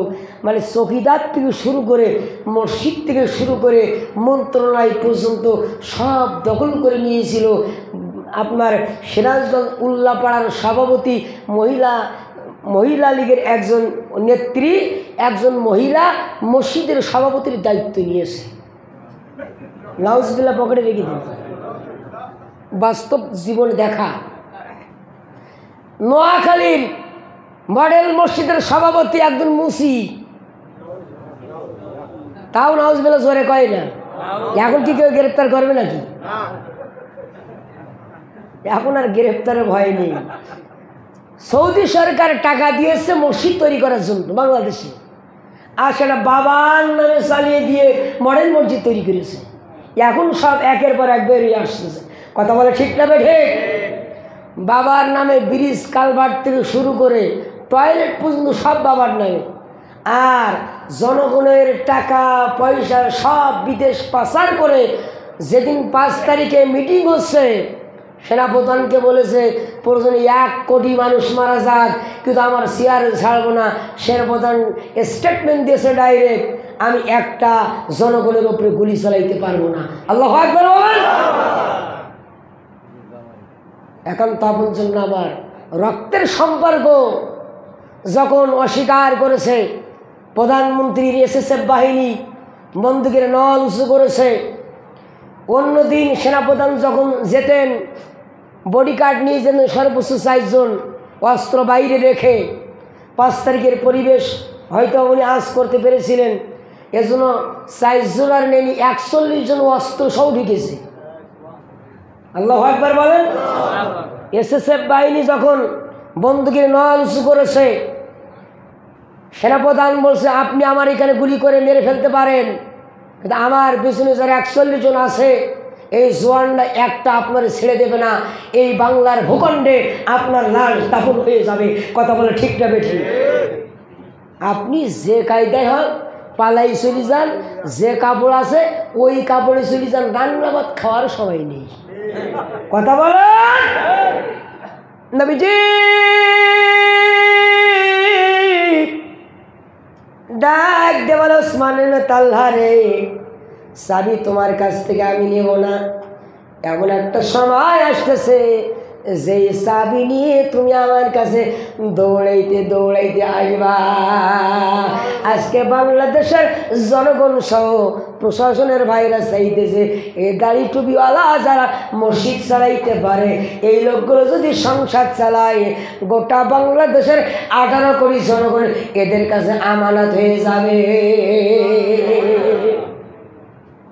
অদূর ভবিষ্যতে আমার বন্ধু ডেকে ডেকে বলছে, গোটা বাংলাদেশের নেতৃত্ব দেবে মসজিদের ইমাম যারা, মসজিদ চালাইতে পারে যারা, যাই নামাজের বিছানে রাত করে যাদের, দিনের বেলায় শ্যাম সাধনা পালন করে যারা, যারা জনগণের মালের হেফাজত করে আগামীর ভবিষ্যতে বাংলাদেশের নেতৃত্ব দেবে তারা। কথা বলা ঠিক না ঠিক? ফেরাউনের রাষ্ট্রের ভিতরে মূসা আলাইহিস সালাম যেভাবে ধীরে ধীরে লালিত পালিত হয়েছে, ঠিক একই কায়দায় বাংলাদেশ ইসলামের কর্মীগুলো, জামাত ইসলাম ও ইসলামী ছাত্র শিবিরের কর্মীগুলো একই কায়দায় ধাপে ধাপে উন্নীত হয়েছে। আপনারা লক্ষ্য করেছেন ঢাকা বিশ্ববিদ্যালয় ইসলামী ছাত্র শিবিরের সভাপতি কে, এটা কোনো প্রশাসনের খবর নাই, ছাত্রলীগও জানে না। ওনারা স্ট্যাটাস দেওয়ার পরে ওনার রুমমেট, যিনি একটা বিশ্ববিদ্যালয়ের সভাপতি, তার রুমমেট সাক্ষাৎকার দিয়েছে, একই রুমে 2 বছর কাটালাম, অথচ বিশ্ববিদ্যালয়ের ছাত্র শিবিরের সভাপতি ভাই এটা একদিন জানতে পারিনি। কত বড় আশ্চর্য ব্যাপার! আমরা তো চৌকিদারের দফাদার হলি এলাকা তুমুল মানে তুফান উঠেই দিই। কথা বলেন। এত বড় পদ পদবি পাওয়ার পরেও আত্মগোপনে যেভাবে নবীজির মক্কি জীবনে গোপন কায়দায় দাওয়াতি মিশন চালানো হয়েছে, সেইভাবে দাওয়াতি মিশন চলছে। এখন প্রকাশ্য দাওয়াতি মিশন চলছে। এতে প্রমাণিত হয়ে যায় আগামীর বাংলাদেশ দাড়ি টুপিওয়ালার বাংলাদেশ, আগামীর বাংলাদেশ জুব্বাওয়ালার বাংলাদেশ, আগামীর বাংলাদেশ ইসলামী কর্মীদের সেপাসালার বাংলাদেশ, আগামীর বাংলাদেশ নামাজিওয়ালার বাংলাদেশ, আগামীর বাংলাদেশ তাহাজ্জুদ গজারীদের বাংলাদেশ।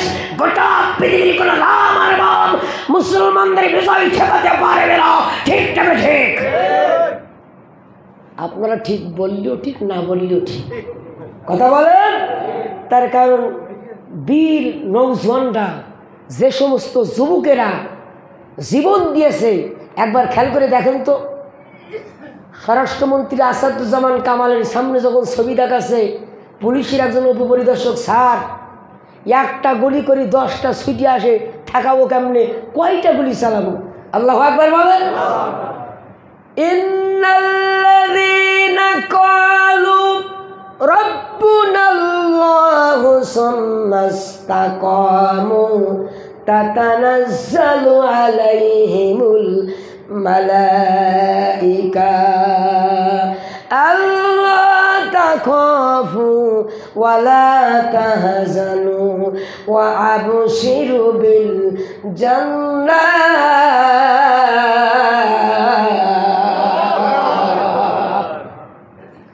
আল্লাহ সুবহানাহু ওয়া তাআলা ডাক দিয়ে বলেন, যখন বান্দা রবকে রব হিসাবে মেনে নেয়, ইন্নাল্লাযীনা ক্বালু রাব্বুনাল্লাহ, যখন বান্দা আল্লাহকে রব হিসাবে মেনে নেয়, আল্লাহকে বিধানদাতা হিসাবে, রিজিকদাতা হিসাবে, হুকুমদাতা হিসাবে, পালনকর্তা হিসাবে সব জায়গায় যখন মেনে নেয়, এবার জুলুম আর নির্যাতন আরম্ভ হয়ে যায়। এই রবের ওপরে প্রতিষ্ঠিত থাকে, রব কতর ওপরে প্রতিষ্ঠিত থাকে। জুলুম নির্যাতন যখন সহ্য করে, ওই বান্দার ওপরে আমি আল্লাহ আসমান থেকে ফেরেশতা নাজিলের মাধ্যম দিয়ে সাহায্যের ব্যবস্থা করি। তার বাস্তবে একটা দৃষ্টান্ত দেব। আবু মাহাজুন নাম করে আল্লাহ নবীর একজন সাহাবা, যিনি মদ পান করতেন। বিশ্বনবীর পরে খলিফাতুল মুসলিমিন ওমর ইবনে খাত্তাব রাদিয়াল্লাহু তাআলার জামানায় একদিন গোপনে মদ পান করে ফেলছে। সাহাবারা, নবীজির সাহাবারের সংবাদ পেয়ে গেছে, খলিফাতুল মুসলিমিনের দরবারে সংবাদ পৌঁছে গেছে। আবু মাহাজান একজন মুসলিমদের সেনাপতি ছিলেন, কিন্তু একজন সেনাপতির বিরুদ্ধে যখন অভিযোগ আসছে, সঙ্গে সঙ্গে অ্যারেস্ট। একজন সেনাপতির বিরুদ্ধে অভিযোগ আসছে, সঙ্গে সঙ্গে অ্যারেস্ট করে কারারুদ্ধ করেছেন। পরবর্তীতে একটা যুদ্ধের ময়দান পরিচালনার জন্য খলিফাতুল মুসলিমিন সাদ বিন মাসকে যখন পাঠাচ্ছিলেন, এ সময় আল্লাহ নবীর অসংখ্য সাহাবারা আবদার করেছেন, সাদ বিন মাসকে আমাদের সাথে পাঠানো হোক। সাদ বিন মাসের সঙ্গে আবু মাহাজনকে পাঠানো হোক। আবু মাহাজান উনি নেতৃত্ব দিচ্ছিলেন, সেনাবাহিনীর প্রধান। আবু মাহাজান বলছে, সাদ বিন মাসের হাতে পায়ে ডান্ডা বেড়ি, তাকে নিয়ে কী লাভ হবে? খলিফাতুল মুসলিমিন বলছেন, নিয়ে যান, যুদ্ধক্ষেত্রে উপকার লাগতেই পারে। ঘরের মধ্যে নিয়ে হাতে পায়ে ডান্ডা বেড়ি পরিহিত অবস্থায় আবু মাহাজানকে বসায় রাখছে। সাদ বিন মাজার ব্যথার কারণে যুদ্ধের ময়দানে অংশগ্রহণ করতে পারেন নাই। উঁচু একটা টিলা তৈরি করে, উঁচু একটা জায়গা মাসা তৈরি করে তার উপরে দাঁড়িয়ে যুদ্ধের নেতৃত্ব দিচ্ছিলেন। রোমানদের সঙ্গে যখন যুদ্ধ হচ্ছে, মুসলমানদের পরাজয়ের দ্বার প্রান্তে, এ সময় হযরত আবু মাহাজান ঘরের ভিতরে কাটা কবুতরের মতো ছটফট করতেছে, আর চোখের পানি ছেড়ে দিয়ে ছোট্ট ছোট শিশুদের মতো গলা ছেড়ে দিয়ে কাঁদতেছে। সেনাপ্রধানের স্ত্রী ডাক দেবেছেন, আবু মাহাজান, তুমি এত ক্রন্দন করছো কেন? তোমার কি সমস্যা, কি লাগবে তোমার? আবু মাহাজান বলছে, আজকে আমার কোনো দাবি দাবা নাই, আজকে একটা মাত্র দাবি দাবা, আজকে মুসলমানরা যুদ্ধের ময়দানে পরাজয়ের দ্বার প্রান্তে, আর আমি আবু মাহাজান, আমার হাতে ডান্ডা বেড়ি, পায়ে ডান্ডা বেড়ি, আমি এই জীবিত থাকা অবস্থায় মুসলমানদের করুণ দৃশ্য দেখতে পারছি না। মালিকের কাছে একটা মাত্র ফরিয়াদ, মালিক যদি যুদ্ধের ময়দানে যাওয়ার একটা মাত্র সুযোগ দিত, কাফিরদেরকে কেটে কেটে টুকরা টুকরা করে নিজের বুকের তাজা রক্ত ফেলে দিয়ে শাহাদাতের তামান্না বরণ করে জান্নাতের পাখিদের কাছে শামিল হয়ে যেতাম। আল্লাহু আকবার বলেন। হযরত সাদ বিন মাযের স্ত্রী ডাক দিয়ে বলে, আবু মাহাজান, তুমি আমার কাছে কি চাও? আবু মাহাজান ডাক দিয়ে বলে, আপনার কাছে কিছু চাই না, একটা মাত্র দাবি, আপনি আমার হাতের পায়ের ডান্ডা বিড়ি খুলে দেন। আর যেহেতু আমাদের সেনাপ্রধান যুদ্ধের ময়দানে যেতে পারেন নাই, ওনার যুদ্ধের বর্মটা, লোহার বর্মটা আমারে দেন, ওনার তরবারিটা আমারে দেন, ওনার ঢালটা আমারে দেন, ওনার ঘোড়াটা আমারে দেন। আমি যুদ্ধের ময়দান থেকে যদি ফিরে আসি, যদি গাজীর বেশে আসি, বিজয় বেশে আসি, আমার আবার ডান্ডা বেড়ি পরিহিত অবস্থায় রাখবেন। আর যদি শহীদ হয়ে যায়, আমার ক্ষমা করে দিয়েন, ডান্ডা বেড়ি খুলে দিয়ে সেনাপ্রধানের যুদ্ধের পোশাক পরা দিলেন, ঘোড়াটা দিলেন, ঢালার তরবারি দিলেন। যুদ্ধ করতে করতে কয়েক ঘন্টার ভিতরে যুদ্ধের মোড় ফিরে গেল। রোমান বাহিনী পরাজয় বরণ করলো। মুসলমানদের যখন বিজয় চলে আসছে, দ্রুত গতিতে বাড়িতে চলে আসছে, এসে ডাক দিয়ে বলে, ও সেনাপ্রধানের স্ত্রী রে, আমার হাতের পায়ের ডান্ডা বেড়ি পরায় দাও, আমি ঘরের মধ্যে পূর্বের ন্যায় অবস্থান করতেছি। আর এই দৃশ্যগুলো দেখছিলেন হাতে সাদ বিন মাস সন্ধ্যাবেলা যখন বাড়িতে আসে, স্ত্রীকে ডাক দিয়ে বলেন, প্রাণের বিবি, আজকে নিজের চোখে যুদ্ধের ময়দানে ফেরেশতার যুদ্ধ করা দৃশ্য দেখেছি, দৃশ্যটা আপনার সঙ্গে বর্ণনা করতে চাই। ও প্রাণের বিবিরে মজার একটা ঘটনা বর্ণনা করতে চাই। বিবি বলে, কি, কোন ফেরেশতার আপনি দেখলেন? বলে, আজকে আমি লক্ষ্য করলাম, আজকে যুদ্ধের ময়দানে আমি যেতে পারি নাই, কিন্তু আমার বর্মটা, আমার লোহার পোশাক পরা একজন ফেরেশতা, তার হাতে আমার ঢাল, তার সাথে আমার ঘোড়া, তার সাথে আমার তরবারি, এইভাবে যুদ্ধ করতে করতে কয়েক ঘন্টার ভিতরে রোমান বাহিনীরা পরাজয় বরণ করেছে। আমি নিজের চোখে ফেরেশতা দেখে আসলাম। স্ত্রী ডাকতে বলেন, প্রাণের স্বামী, সেই ফেরেশতার নাম কি আপনি কি জানতে চান? বলে, ফেরেশতার নাম কি, তুমি কেমনে জানো আর আমি কেমনে তোমার কাছ থেকে বিশ্বাস করব?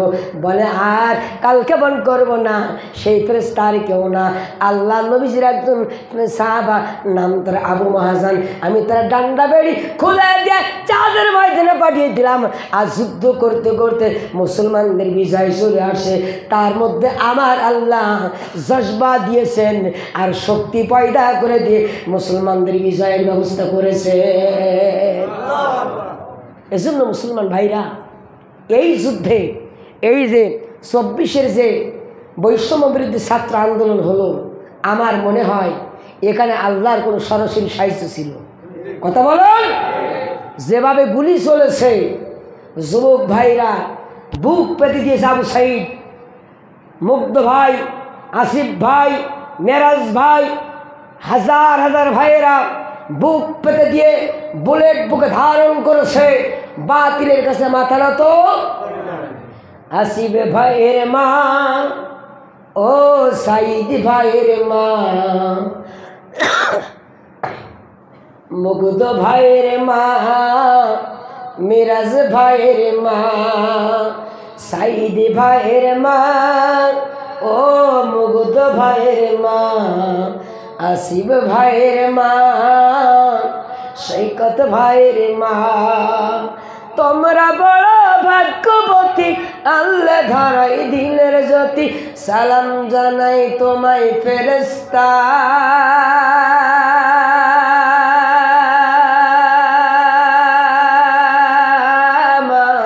সালাম জানাই তোমায় ফেরেশতা।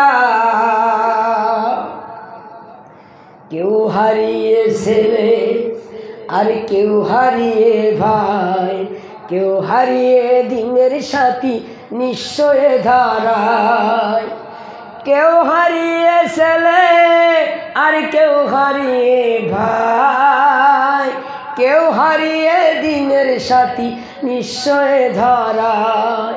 তাদের স্মৃতি অন্তরে কেঁদে কেঁদে ঘুমড়ে মরে, বুক ফেটে যায় কান্না ফুরায় না,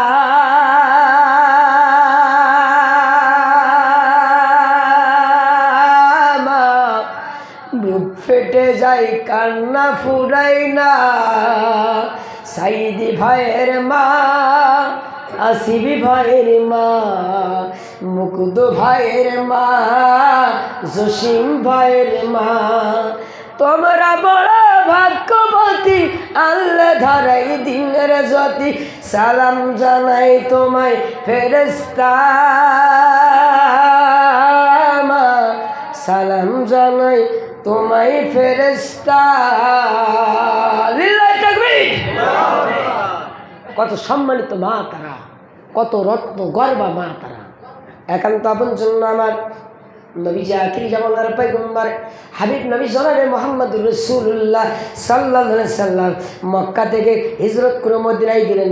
3 বছর জেলখানায় থাকলেন। কয় বছর? 3 বছর নবীজি কারারুদ্ধ অবস্থায়, যেই কারাগারের মধ্যে প্রথম বছর যা ছাগল ভাড়া ছিল তার গোশতকে জীবন পরিচালনা করেছে, চামড়াগুলো নবীজি শুকাই শুকাই রাখছিলেন। দ্বিতীয় বছরে ওই শুকনা চামড়া খেয়েছে ভিজাই ভিজাই। তৃতীয় বছরে কারাগারের মধ্যে খাবার নাই, পানি নাই। বিশ্ব নবী গাছের ছাল, গাছের পাতা ছিঁড়ে ছিঁড়ে খাচ্ছে। নবীজির পায়খানাগুলো ছাগলের নাদির মতো হয়ে গেছে। আকাশ বাতাস প্রকম্পিত হয়ে যাচ্ছে। মায়েদের স্তনে দুগ্ধ নাই।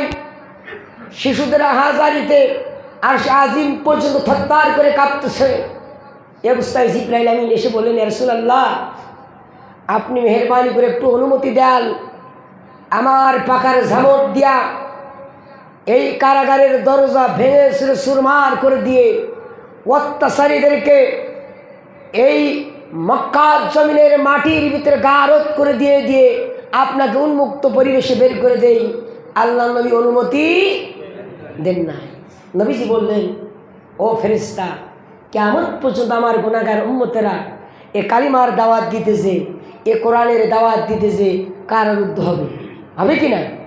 সেই সময় যদি ফেরেশতা না আসে তখন তারা বলবে, নবীজির কারাগারে ফেরেশতা ছিল আর আমাদের কারাগারে রুটি আর হালকা সামান্য পরিমাণ গুড় কেন খাবো? কথা বলেন যে কারা কারা কারাগারের পিছনে হাত তোলেন তো ভাই, জানেন কারাগারে এক, আলহামদুলিল্লাহ একজন। এত মানুষের মধ্যে একজনে তো বেমানান হয়ে যায়। কারাগারে আরও যার দরকার। যদি আগামীর দিনে কারাগারের জন্য প্রস্তুত থাকতে হয়, আগামীর আদর ভবিষ্যতে ইসলামকে সমুন্নত করার জন্য, কালিমার পতাকা পথ উড়ানোর জন্য, কোরআনুল কারীমকে পার্লামেন্টে পাঠানোর জন্য, আবার যদি কারাবরণের ডাক আসে, কারা কারা রাজপথে থাকতে প্রস্তুত আছে, মালিককে তো হাত তুলে দেখাই দেন। কারা কারা হাত তুলতেছে না দেখবেন? আল্লাহ আমিন, হাত নামান। এখন এই যে হাত তুলেছেন, কারাগারে গেলে যে নবীজির সুন্নত আদায় হতো, যদি নসিব নাও হয়, আল্লাহ চাইলে এ সব আপনারা আমলে দান করবেন। কথা বলেন। এই কারাগারে সাতক্ষীরা কারাগারে 16 সালে যখন আমি প্রবেশ করলাম, তখন বসে বসে চিন্তা করলাম, আমাদের কারাগারে খাইতে দেয়, সাক্ষাৎ থাকে, পিসি কার্ডে টাকা থাকলে ক্যান্টিন থেকে খাবার কিনে খাওয়া যায়, অথচ নবীজির কারাগারে খাবার ছিল না। তো বসে বসে নবীজির কারাগার আর বাংলাদেশের কারাগার নিয়ে একটা গান লিখছিলাম, গাইবা কলি। কান্দে কত মায়ের ছেলে সাতক্ষীরা জেলে, হায়রে কান্দে কত মায়ের ছেলে সাতক্ষীরা জেলে, মায়ে কান্দে রাস্তায় রাস্তায়, বাপে কান্দে কোটে, ছেলে মেয়ে কান্দে রে ভাই, জেলের জাল্লা ধরে রে, কান্দে কত মায়ের ছেলে সাতক্ষীরা জেলে। কথা বলে ঠিক না? মানে একান্ত আপন জন্য আমার, কিন্তু কারারুদ্ধ যারা হয়েছে, ইমান নষ্ট হয় নাই, ইমান আরও বৃদ্ধি হয়েছে। আল্লাহ নবী আখিরি জামানার পয়গম্বর কারাগারের মধ্যে ওরা জেল হত্যা করার জন্য 12 জন যুবকদেরকে পাঠাই দিল।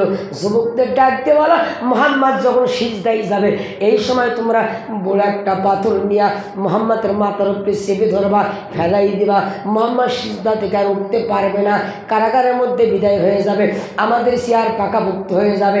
আল্লাহ নবী সিজদায় পড়ে গেলেন। 12 জন তরুণ নওজোয়ান একটা বড় পাথর নিয়ে নবীজির মাথার উপরে যখন ছেড়ে দিয়ে দেবে, আল্লাহ সুবহানাহু ওয়া তাআলা লাগতে বলে, এ পাথর রে, আমার নির্দেশ ছাড়া হাত থেকে ছাড়াবার অধিকার তোদের নাই। পাথর হাতের সঙ্গে জোড়া লেগে গেছে, এত টানাটানি করে, পাথর ছাড়ে না, পাথর ছাড়ে না। নবীজির সিজদা শেষ, সালাম ফেরানোর পরে চতুর্দিকে তাকায় ডাকে, এক নাই দুই নাই, 12 জন তরুণ নওজোয়ান একটা পাথর হাতে নিয়ে দাঁড়িয়ে রয়েছে। নবীজি ডাক দিয়ে বলেন, এ যুবকেরা, পাথর হাতে নিয়ে দাঁড়ায় রয়েছে, কেন? পাথর ছেড়ে দিয়ে দাও। বলে নবীজি পাথর ছেড়ে দেওয়ার জন্য আসছিলাম, আমরা মনে করেছি আপনি ভণ্ড নবী, আমরা জানি আপনি সত্য নবী না, আপনি গণক, আপনি জাদুকার। আগো নবীজি যেই লোকটা সিজদায় থাকে ওপরের কথা জানার কথা না, কিন্তু আমরা যখন পাথর ছেড়ে দিয়ে দেব তখন লক্ষ্য করলাম পাথর আমার হাতের সঙ্গে ছোড়া লেগে গেছে। আমরা 12 জন 24 খান হাত টানাটানি করলাম, হাত ছিঁড়ে যায়, পাথর ছাড়াই না। কত ক্ষমতা! একজন রেল স্টেশনে চাকরি করে, তো স্ত্রীর সাথে বাহাদুরি করে, কোনো জায়গায় ক্ষমতা দেখাইতে না পারলেও স্ত্রীর সাথে এসে বিশাল নেতাগিরি দেখায়। এরকম লোক আছে না বলেন? তো স্ত্রী বলছে তুমি তো নেতাগিরি আমার সাথে ছাড়া আর কোথাও দেখাতে পারো না। স্বামী বলছে আমার চেনো, যখন তখন রেল থামাই দিতে পারি আমি। স্ত্রী বলছে রেল স্টেশনে চাকরি করে, স্টেশনে এমনি অটোমেটিক্যাল থামে, ফাঁকা জায়গায় একটু থামাই দিই, কিন্তু তাহলে বসবে তোমার নেতাগিরি কীরকম। বলে ঠিক আছে। খুলনা থেকে শিলাহাটগামী যে রূপসা এক্সপ্রেস, রূপসা এবং সীমান্ত, এই এক্সপ্রেস সকাল 9টায় যে রাস্তার মাঝখানে থামাই দেব। সকালবেলা স্বামী আর স্ত্রী একসঙ্গে গরম খাওয়া দাওয়া করি, রাস্তার মাঝখানে লাল একটা কাপড় নিয়ে কাপড় উড়াই দিয়েছে। আস্তে আস্তে দূর থেকে দেখে ট্রেন থেমে গেছে। ট্রেন থামার পরে ট্রেন মাস্টার, তারপরে ড্রাইভার সবাই নেমে চলে আসছে।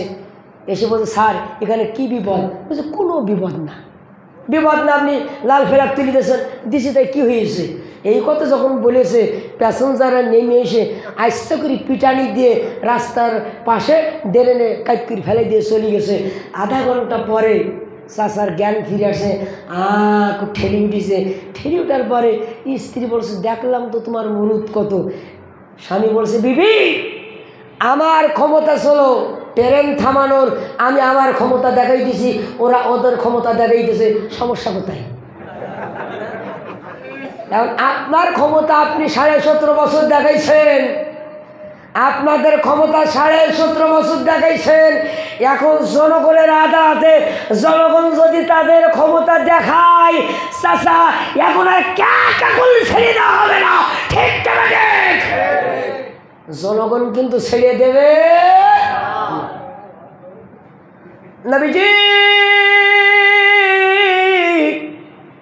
ফাতে মক্কার দিন, মক্কা বিজয়ের দিন নবীজি আমার খানা খাবার মধ্যে যখন প্রবেশ করলেন, প্রবেশ করার পরে সর্বপ্রথম নবীজি আমার 360টা মূর্তি পরিষ্কার করলেন। কত মূর্তি?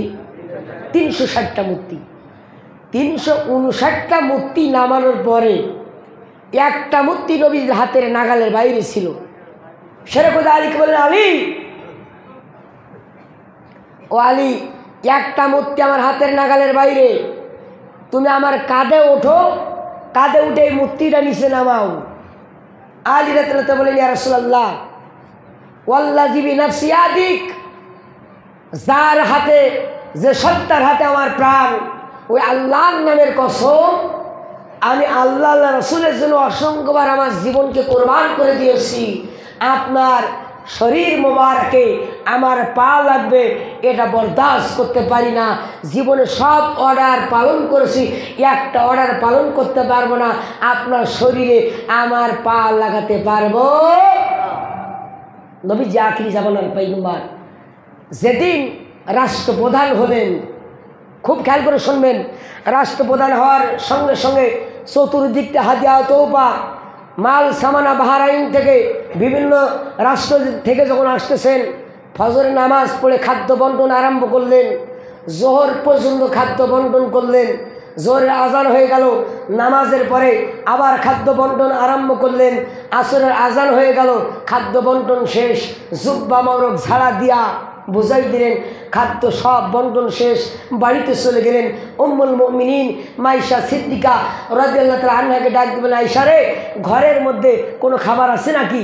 ক্লান্ত শ্রান্ত নবীজি আমার এত খাবার বন্টন করলেন, একটি খুরমাও খেলেন না, নিজের বাড়ির জন্যও রাখলেন না।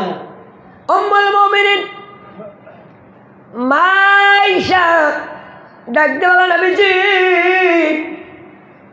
আমার ঘরের ভিতরে এক গ্লাস পানি আর আল্লাহ রাসূলের মহব্বত ছাড়া আর কিছু অবশিষ্ট নাই। নবীজির ঘরের ভিতরে খাদ্য ছিল না, কিন্তু রহমত বরকত নিয়ামত দিয়ে ঘরটা পরিপূর্ণ ছিল। স্বামী স্ত্রীর ভিতরে যে মধুর সম্পর্ক ছিল, খাবার যখন থাকতো না, নবীজির চেহারা মোবারকের দিকে নবীজির স্ত্রীরা তাকিয়ে খাদ্যের ক্ষুধা নিবারণ করতেন। আল্লাহু আকবার বলেন। এজন্য উভয়কে সহনশীল হওয়ার দরকার আছে না নাই? নবীজি সারাদিন পরিশ্রম করে বাড়িতে আসছেন, হৃদয়ের কান্দে শোনেন, এসে লক্ষ্য করলেন উম্মুল মুমিনিন মাইশা সিদ্দিকা রাদিয়াল্লাহু আনহা রুটি তৈরি করছিলেন। যে রুটিগুলো তৈরি হয়েছে সেই রুটিগুলো বেড়ালে খেয়ে ফেলেছে। পাতিলার উপরে যে রুটিটা ছিল আগুনে পুড়ে গেছে। মাইশার ঘুম এসেছে, অল্প বয়স। এখন এরকম দৃশ্য যদি আপনি আমি দেখেন, এই খরা রৌদ্রের মধ্যে কষ্ট করে বাড়িতে এসে দেখেন স্ত্রীর পাকঘরে ঘুমাই পড়েছে, রুটি বেড়াল কি সাবার করেছে, যেটা অবশিষ্ট আছে পাতিলার উপরে পুড়ে গেছে। পাশে যদি কাঠের চুলা থাকে, কাঠের চুলা কি অপেক্ষা করবে নাকি? সরাসরি নলতা মেডিকেলে পাঠিয়ে দেবেন। নবীজি দুশ্চিন্তা করলেন না। নবীজি মায়েশার পায়ের নিচে আস্তে আস্তে হাত দিয়ে সুড়সুড়ি দিলেন। আল্লাহু আকবার বলেন। মাথার মধ্যে চুলের মধ্যে হাত দিয়ে সুড়সুড়ি দিলেন। যখন হাত বুলাই দেন, মায়েশা সিদ্দিকা রাদিয়াল্লাহু আনহার ঘুম ভেঙে গেল, লাফ দিয়ে উঠেছে, উঠে দেখে রুটির কর্ম সারা। বললেন, ইয়া রাসূলুল্লাহ, কখন ঘুম এসেছে আমি একবারও খেয়াল করি নাই। আল্লাহ নবী ডাক দিলেন, আয়েশা রে, দুশ্চিন্তা করার দরকার নাই, বাড়িতে কি কোনো আটা জব আছে নাকি? মায়েশা বলেন, অল্প একটু আটা জব আছে। আল্লাহ নবী বলেন, আয়েশা রে, ওইটুকু নিয়ে আসো, তুমি আর আমি একসঙ্গে এইটা ফিসে এখনই রান্না করে দুইজনের খাবারের ব্যবস্থা করি। এই হলো বিশ্বনবীর পরিবার। তো আল্লাহ নবী এখানে কাবার মূর্তি সব সরালেন, অবশিষ্ট ছিল কয়টা? একটা। আলী রাদিয়াল্লাহু তাআলা বলছেন, ইয়া রাসূলুল্লাহ, আমি আপনার কাঁধের পরে উঠতে পারবো না, যা জীবনে আদেশ করেছেন সব মেনে নিয়েছি। গনিমতের মাল সবার বেশি দিয়েছেন, আমার কম দিয়েছেন, মন খারাপ করিনি। গনিমতের মাল বন্টন করতেছেন বিশ্বনবী, প্রেসিডেন্ট। কাউকে 10 দিরহাম, 20 দিরহাম, 50 দিরহাম, 100 দিরহাম। শেরখুদা আলী ডাইন পাশে বসা। আলী রাদিয়াল্লাহু তাআলা চিন্তা করছেন, সবাই শেষে আমার দেবে, শ্বশুর তো একটু বেশি না দিয়ে পারবে না। দিতে আলী রাদিয়াল্লাহু তাআলাকে 1 দিরহাম দিয়েছে। কয় দিরহাম?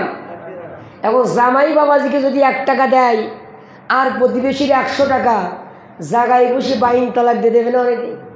কথা বলেন। দক্ষিণের ভাষা অনেকে বলে 22 তালাক, 1 তালাক, 2 তালাক, 3 তালাক, তারপর 22 তালাক। এরকম রাগী লোক আছে। এখন তখন শুনলে আমার শেরখুদা আলীর মুখটা হালকা মলিন হয়ে গেছে।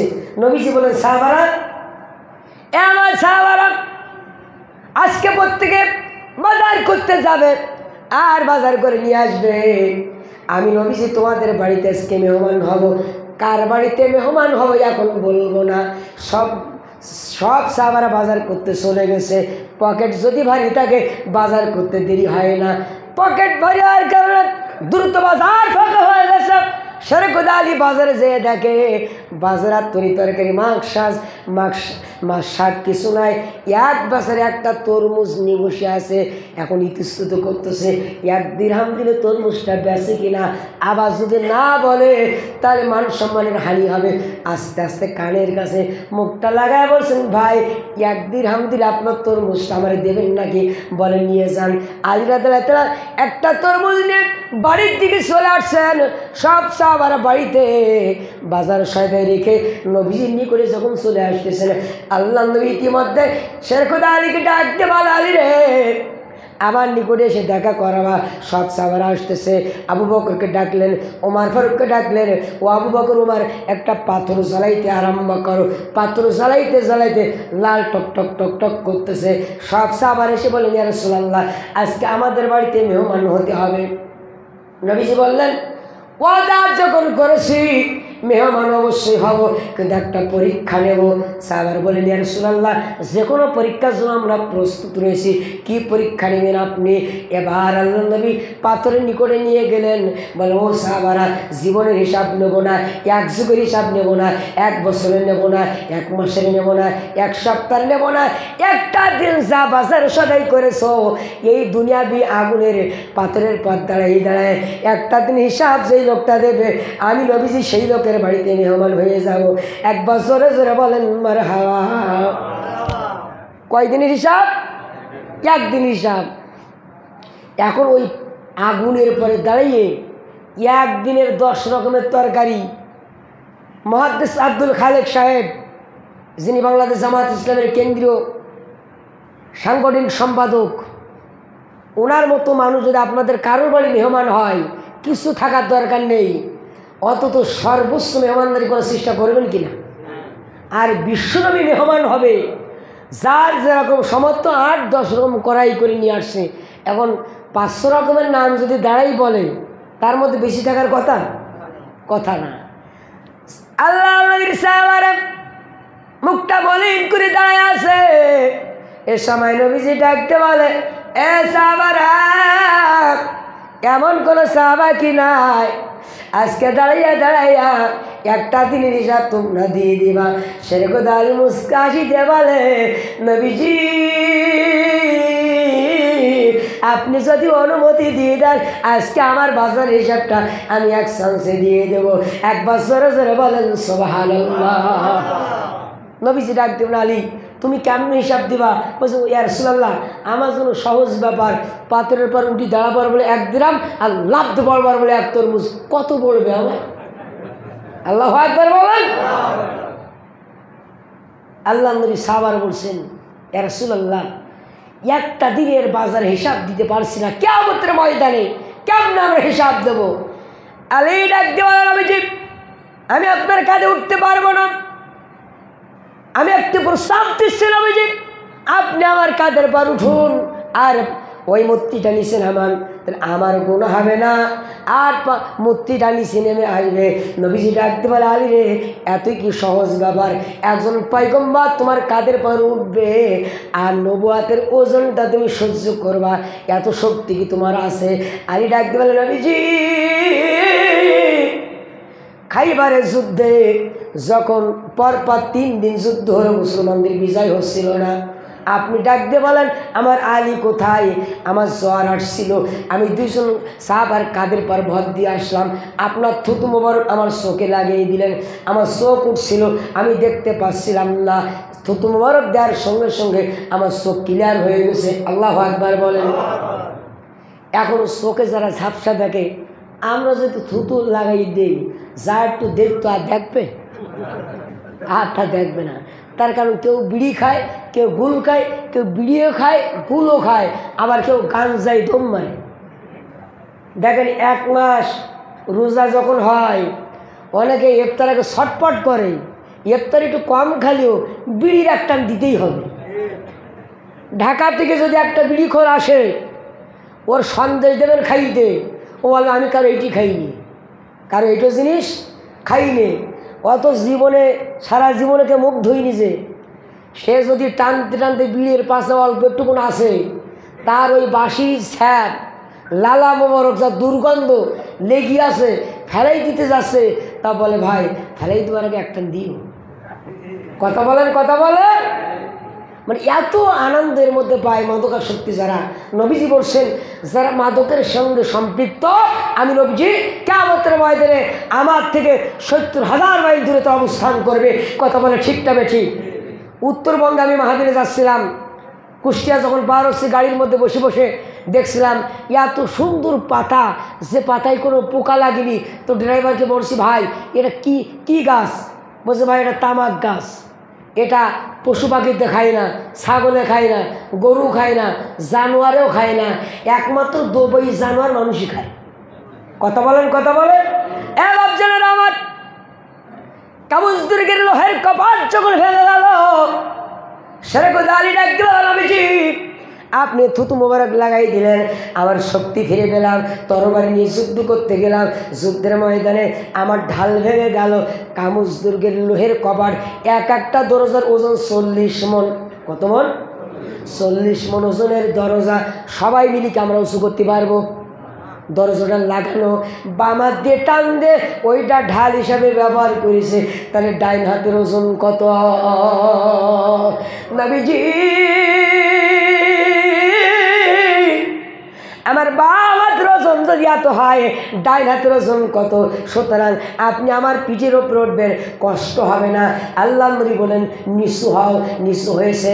বিশ্বনবী শাহাদাত আঙুল, ডাইন হাতের শাহাদাত আঙুল মোবারক একটু চাপ দিয়েছে সেরকম আলীর পিঠের ওপরে। আলী রাদিয়াল্লাহু তাআলা ডাক দিয়ে বলেন নবীজি আপনি নিচে নেমে আসুন, আমার দম বন্ধ হয়ে আসতেছে, আমার প্রাণ সংসার বুঝি বের হয়ে যাবে, আমি আর সহ্য করতে পারতেছি না। আল্লাহ নবী ডাক দিয়ে বলেন আলী রে তুমি কিভাবে নিয়েছো? আমি বিশ্বনবী আমার শরীরের সব চাপ তোমার কাঁধের পর দিয়েছি। না না না ও আলী, আমার ডাইন হাতের শাহাদাত আঙুল দিয়ে হালকা চাপ দিয়ে দেখলাম একজন নবীর নবুয়াতের ওজন কত, তার একটা আঙ্গুলের মাথার ওজন সহ্য করতে পারো কিনা? একবার জোরে জোরে বলেন মারহাবা। আলোচনা শেষ পর্যায়ে কথা বলছিলাম 11:30, কিন্তু 12 বাজতে গেছে প্রায়। 12টার ভিতরে দোয়া মোনাজাত শেষ হবে ইনশাআল্লাহ। আসলে মসজিদের বাইরে না হলে সাউন্ড পাওয়া যায় না। অপারেটর ভাইরা খুব চেষ্টা করেছে, যতটুকু পেরেছে সাধ্য মতো। সাতক্ষীরার সবচেয়ে ভালো মাইক ফাইন এবং ঝর্ণা মসজিদে এই বর্ষার মধ্যে 2টা মাহফিল করলাম। 15 তারিখ যেদিন বন্ধ হয়ে গেল, বন্ধ হওয়ার পরে ওদের একটা মাহফিল নিলাম, বলছে ওদের সবচেয়ে ভালো সাউন্ড, কিন্তু মসজিদের মধ্যে সাউন্ড তুলতে পারল না। পরে বলছে হুজুর এত চেষ্টা করলাম সাউন্ড ওঠাতে পারলাম না। বাইরের ওয়াজ এক আর ভেতরের ওয়াজ আর এক। কথা বলে ঠিক না বেটি? ভাঙা কণ্ঠ দিয়ে গতকাল রাতে 2টা মাহফিল ছিল। তো এই ভাঙা কণ্ঠ দিয়ে কথা বলার চেষ্টা করেছি, আপনার কষ্ট করে ধৈর্য ধারণ করে শুনছেন। এ মাহফিল আমাদের কিয়ামতের ময়দানে নাজাতের ওসিলা এবং দরিয়া হিসেবে কবুল মঞ্জুর করুন। আমরা সকলে বলছি আল্লাহুম্মা আমিন। আর বলেন আমিন। আল্লাহ নবী আখির জামানের পয়গম্বর হাবিব নবী জনাবে মুহাম্মদুর রাসূলুল্লাহ সাল্লাল্লাহু আলাইহি সাল্লাম মূর্তি যখন নিচে নামালেন, নামানোর পরে নবীজি আমার 2 নম্বর যে কাজটা করলেন, উঁচু একটা জায়গায় দাঁড়িয়ে ঘোষণা দিলেন আজকে কোনো ব্যক্তির ওপরে আমার কোনো অভিযোগ নাই। আল্লাহু আকবার বলেন।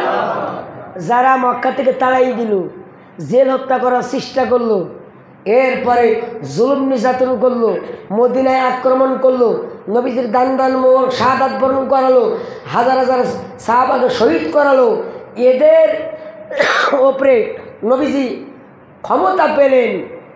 প্রথম ঘোষণা কোনো অভিযোগ, সবাই বলেন কোনো অভিযোগ নাই। কিন্তু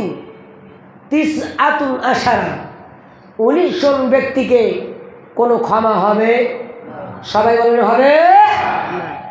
বর্তমান বাংলাদেশ জামায়াত ইসলামের কেন্দ্রীয় আমির ডক্টর শফিকুর রহমান একটা বক্তব্যের মধ্যে বলেছেন রাজনৈতিকভাবে সবাইকে ক্ষমা করা হলো, কিন্তু যারা সুনির্দিষ্ট অপরাধী তাদের কোনো ক্ষমা নাই। এই যে রাজনৈতিক ক্ষমা, এই কথাটা অনেকে সহ্য করতে পারে নাই। আর একটা কথা বলছিলেন, এক জালিমের হাত থেকে আর এক জালিমের হাতে আমরা এ দেশ দিতে পারি না। গতকালকে যারা আমরা মাজলুম ছিলাম, আজকে কি আমরা জালিম হতে পারি? কথা বলেন, জালিম হতে পারি না। এ কথাগুলো ওনার ব্যক্তিগত কথা না, এ কথাগুলো বিশ্বনবীর কথা। কিতাব থেকে হাদিস থেকে আমি সামান্য কথা বললেই আপনাদের মধ্যে ক্লিয়ার হয়ে যাবে। আল্লাহ নবী 3 নম্বর যে কাজটি করলেন, 2 রাকাত নামাজ আদায় করলেন। ফাসাব্বিহ বিহামদি রাব্বিকা ওয়াস্তাগফিরু ইন্নাহু কানা তাওয়াবা। ওগো নবীজি আপনি বেশি বেশি তাসবিহ পড়বেন, নামাজ আদায় করবেন, তাসবিহ পাঠ করলেন। ইতিমধ্যে নবীজি ঘোষণা দিয়ে দিলেন 2টা জায়গা নিরাপদ। কয় জায়গা? খানে কাবার ভিতরে যারা প্রবেশ করবে তারা নিরাপদ। আমার চাচা আবু সুফিয়ান যার নামটা ওই 19 জন ব্যক্তির ভিতরে আবু সুফিয়ানের বাড়িতে যারা প্রবেশ করবে তারাও নিরাপদ। এখন 19 জন ব্যক্তির ভিতরে সর্বপ্রথম যার নাম আল্লাহ নবী ঘোষণা করেছেন তার নাম হলো আব্দুল উজ্জা ইবনে খাতাল। আব্দুল উজ্জা ইবনে খাতাল নবীজির এই বক্তব্য শোনার পরে খানে কাবার মধ্যে প্রবেশ করেছে, গিলাপ ধরে ঝুলতেছে যেন খানে কাবার ভিতরে কেউ না মারতে পারে। তার এখন নবীজি বলেছেন খানে কাবায় ঢুকলে নিরাপদ, খানে কাবায় ঢুকলে নিরাপদ। আল্লাহ নবীর সাহাবারা দৌড়ে আসে, নবীজি আব্দুল উজ্জা ইবনে খাতাল খানে কাবার গিলাপ ধরে ঝুলতেছে, আপনি বলছেন 1 নম্বরে তার নাম, আবার বলছেন খানে কাবা নিরাপদ, এখন করব কি? আল্লাহ নবী বলেন খানে কাবায় ঢুকুক, খানে কাবার মধ্যে ঢুকে তার কল্লা আলাদা করে দিয়ে দাও। সবাই বলেন আল্লাহু আকবার। সাহাবারা বলেন ইয়া রাসূলুল্লাহ খানে কাবার গিলাফে রক্ত লেগে যাবে। নবীজি বলেন রক্ত লাগুক। খানে কাবার মধ্যে সাহাবারা ঢুকলেন, আব্দুল উজ্জা ইবনে খাতালের কল্লা দ্বিখণ্ডিত করে দিয়ে দিলেন, গদ্দান উড়াই দিয়ে গোটা পৃথিবীর মুসলমানদেরকে জানাই দিলেন আব্দুল উজ্জা ইবনে খাতালের উত্তরসূরি যারা কিয়ামত পর্যন্ত থাকবে গোটা পৃথিবীতে, এরা যদি মসজিদের মধ্যে আশ্রয় প্রার্থনা করে এদের জন্য ক্ষমার কোনো বিধান নেই। এখন এই মসজিদের কর্নারে যদি আব্দুল উজ্জা ইবনে খাতালের উত্তরসূরি একটা এসে বসে ভূতভূতি রুমাল গায়ে দিয়ে হাতে তসবি নিয়ে আতর সেন সব মেখে তসবি জপে, তাহলে এই লোকে কি মারা যাবে? হ্যাঁ, 2 জন বলতিস না, ওরা মারলি সব হবে, মারলি কি হবে? সব হবে। জামানার পয়গম্বর দাউদ আলাইহিস সালাম যখন নির্যাতিত তখন মসজিদের কর্নারে বসে একজন তাসবিহ জপতেছে। আল্লাহ বলেন ওই জায়গায় যে গজব নাজিল করো। জিবরাইল এসে বলেন ইয়া রাসূলুল্লাহ যে জায়গায় গজব নাজিল করব ওই জায়গায় তোমার একজন মুহাক্কিক আবেদ ব্যক্তি মসজিদের বাইরে আসে না, রাত দিন 24 ঘন্টা জরুরত ছাড়া মসজিদের কর্নারে বসে তসবিহ পড়ে আর যাই নামাজের বিছানে সিজদায় কেটে কেটে জারে হয়ে যায়। আল্লাহ সুবহানাহু ওয়া তাআলা ডাক দিয়ে বলে জিবরাইল আমার নবী মসজিদের বাইরে মাইর খায় আর ও মসজিদের মধ্যে সিজদায় পড়ে থাকে, গজব যদি উদ্বোধন করতে হয় ওইটা দিয়ে উদ্বোধন করো। কথা বলো, নবী সি ভালো হতো না তো নবী মাইর খায় ও মাইর খায় না কেন? তাহলে মাইর খাওয়া দল না যারা সারা জীবন দাওয়াতি কাজ করেন মাইর খান না, তাহলে বুঝতে হবে কিছু না কিছু ঝামেলা আছে। এই বাচ্চার কথা খায় না, আসলে ঝামেলা আছে না নাই? তাহলে বুঝতে হবে যেই দলে নবী মাইর খায়, যেই দলে সাহাবারা মাইর খায়, লক্ষ লক্ষ নবী রাসূলের শেষে এক রাতে বনী ইসরাইল বংশে 12,500 নবীকে শহীদ করা হয়েছে, অসংখ্য নবীদেরকে ঝুলাই মারা হয়েছে, অসংখ্য নবীদেরকে করাত দিয়ে দ্বিখণ্ডিত করে দেওয়া হয়েছে। তাদের চেয়ে উত্তম ব্যক্তি আপনি চাচা হতে পারেন নাই। আমার বাচ্চারা আল্লাহ নবী আখির জামানার পয়গম্বর হাবিব নবী জনাবে মুহাম্মদুর রাসূলুল্লাহ সাল্লাল্লাহু আলাইহি সাল্লাম নবীজি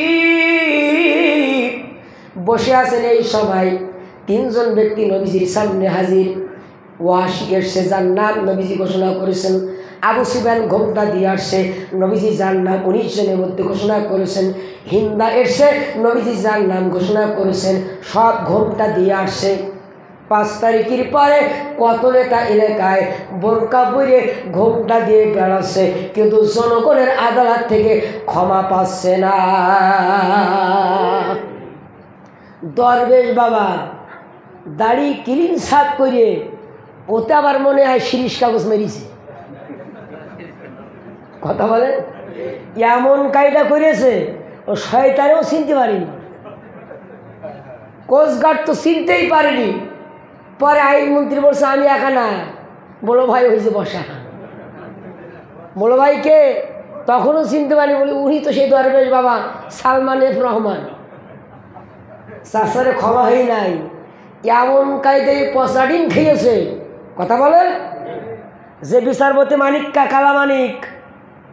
কালামানিক আল্লামা সাইদি সাহেবের রায় ঘোষণা করেছিল সুপ্রিম কোর্টে, এই কালামানিক সাধারণ সিভিল পোশাকে চলে যাচ্ছিল 70 লক্ষ টাকা নিয়ে, বিদেশি মুদ্রা নিয়ে, সাদা পাসপোর্ট আর লাল পাসপোর্ট নিয়ে, কিন্তু জনগণ তারে আইসা কেলানি দিয়ে কলার পাতার পর শুয়ে পরের দিন জনগণের হাতে, প্রশাসনের হাতে উঠে দিয়েছে। এরপরে কালামানিককে যখন কোর্টে নিয়ে যাওয়া হচ্ছে, জনগণের এত রাগ, প্রশাসনের ওপর দিয়ে লাভ মেরে জাম দিয়ে একজন কোন কায়দায় এমন জায়গায় মেরেছে রাতি, কালামানিকের কাজ শেষ। কথা বলেন, 2 কোয়ার্বেল ফাইটে রক্তাক্ত হয়ে গেছে। আমার বাচ্চারা বেশ কয়েক সপ্তাহ তার জন্য হাসপাতালে থাকতে হয়েছে, কিন্তু জনগণের রাগ কমেনি। বাচ্চারা আমার নবীজির সামনে আবু সুফিয়ান ওয়াসি আর হিন্দা, আবু সুফিয়ান আর ওয়াসি ডাকতে পারে, নবীজি ওয়াসি যদি আপনার ক্ষমা চায় আর কালিমা পড়ে ইসলাম ধর্ম গ্রহণ করে আর খাস তওবা করে, তার জন্য ক্ষমার বিধান আছে কিনা? আল্লাহ নবী ডাক দিয়ে বলে, ওয়াসি যদি জিহালাতের কারণে কাজ করে ফেলেছে, অত্যাচার করেছে, সাহাবা হত্যা করেছে, সে যদি ভুল বোঝে আর ক্ষমা চায়, আল্লাহর দরবারে তওবা করে ইসলামের ছায়া চলে আসে, আমার আল্লাহ হয়তো তারে ক্ষমা করে দিতে পারে। একবার জোরে জোরে বলেন সুবহানাল্লাহ। ওয়াসি এবার মুখের পর্দা সরাই দিয়ে ডাক বলে, নবীজি আপনার সামনে যে লোকটা বসা, এই লোকটার কেউ না, এই লোকটা সেই ওয়াসি। এবার হিন্দা মুখের পর্দা সরাই দেয়, ডাক বলে, নবীজি আমি সেই হিন্দা, আমি আপনার চাচাকে শহীদ করেছি, আমিও কালিমা পড়ে ইসলাম ধর্ম গ্রহণ করতে চাই। আবু সুফিয়ান বলে, নবীজি আমি আবু সুফিয়ান, আমি আসছি ইসলাম ধর্ম গ্রহণ করতে। আল্লাহ নবী ডাক দিয়ে বলে, ওয়াসি রে আমার চাচাকে কেমন শহীদ করেছো? ও হিন্দারে কেমন করে আমার চাচাকে শহীদ করেছো? ওয়াসের হিন্দা নবীজির চাচার এইবার লোমহর্ষ ওই শহীদের বর্ণনা দিচ্ছে, আমরা 2 জন মিলে আপনার চাচা আমির হামজাকে শহীদ করালাম, হত্যা করলাম। এরপরে বুকের পরে হিন্দা উঠে বসেছে, একজন মহিলা নবী চাচার বুকের পরে উঠে খঞ্জর দিয়ে বক্ষবিন্দুর ফেড়ে কলিজা টান দিয়ে বের করছে, দিল কলিজা বের করে চিবানোর চেষ্টা করেছে, খাইতে পারি নাই, হাত কেটেছে, পা কেটেছে, কান কেটেছে, চোখগুলো উপড়াই ফেলেছে, দাঁতগুলো ভেঙে ফেলেছে, এখান থেকে মাথা দ্বিখণ্ডিত করেছে, 1 নাই 2 নাই 70 থেকে 72 টুকরা করেছে। আল্লাহ নবী কথাগুলো শুনতেছে না, আর চোখের পানি অজাত ধরে পড়তেছে। ওদের ময়দানে নবীজি আমার বেহুশ অবস্থায় যখন পড়ে আসে, হঠাৎ করে নবীজির যখন হোশ ফিরেছে, আল্লাহ নবী সাহাবারা ডাক দিয়ে বলে, ওগো নবীজি আজকে উহুদের ময়দানে 1 নাই 2 নাই 70 জন সাহাবা শহীদ হয়েছে, 69 জনের লাশ পেয়েছি, একজন সাহাবার লাশ পাওয়া যায় নাই। আল্লাহ নবীর সাহাবারা ডাক দিয়ে বলে, ওগো নবীজি এত তল্লাশি করলাম লাশ পেলাম না। নবীজি ডাক দিয়ে বলে, কোন ব্যক্তির লাশ, কোন সাহাবার লাশ তোমরা পাও নাই? সাহাবারা বলে, নবীজি আপনার আপন চাচা আমির হামজার লাশ খুঁজে পাই নাই, কোথাও কান পেলাম, কোথাও নাক পেলাম, কোথাও চোখ পেলাম, কোথাও হাতের কবজি পেয়েছি, কোথাও এই বাজু পেয়েছি, কোথাও দিল কলিজা পেয়েছি, কোথাও আবার পা পেয়েছি, আঙ্গুলগুলো পেয়েছি, এইগুলো নিয়ে ওরা নৃত্য করেছে এই ময়দানে। আল্লাহ নবী কেঁদে কেঁদে দাঁড়িয়ে হয়ে যায়। নবীজি ডাক দিয়ে বলে, সাহাবারা রে ওই খণ্ডিত লাশের অংশগুলো নিয়ে আসো। নবীজি গায়ের চাদর বিছাই দিলেন, আর চাদরের পরে লাশের খণ্ডিত অংশগুলো সাজায় রেখে নবীজি আমার নিজের জানাজার ইমামতি করলেন। বিশ্বনবী নিজে জানাজার ইমামতি করার পরে কবরের মধ্যে রাখলেন। পরের দিন সকালবেলা আল্লাহ নবী চোখের পানি ছিঁড়ে দিয়ে কাঁদতেছে। এমতো অবস্থায় আমির হামজার কন্যা নবীজিকে ডাক দিল, নবীজি আমার আব্বা গতকালকে শহীদ হয়েছে, আজকে কেউ তার আব্বা এসে আমারে ডাক দেয় না, আমার জন্য খাবার নিয়ে আসে না, আমার কোলে দেয় না, আমার ঠোঁটে চুমা দেয় না, আমার কপালে চুমা দেয় না, আমার আদর করে একটু ডাক দেয় না। তখন নবীজি আমার আব্বার জন্য আমার প্রাণ সংসারী বের হয়ে যাচ্ছে। ওখানে বিজি আমার আব্বার সঙ্গে আমি দেখা করতে চাই, আমার আব্বার সঙ্গে আমি একটু কথা বলতে চাই। আজকে যেই সমস্ত সন্তানের পিতাগুলো বিদায় হয়ে গেছে, আজ সন্তানগুলো চোখের পানি ছেড়ে দিয়ে কাঁদতেছে।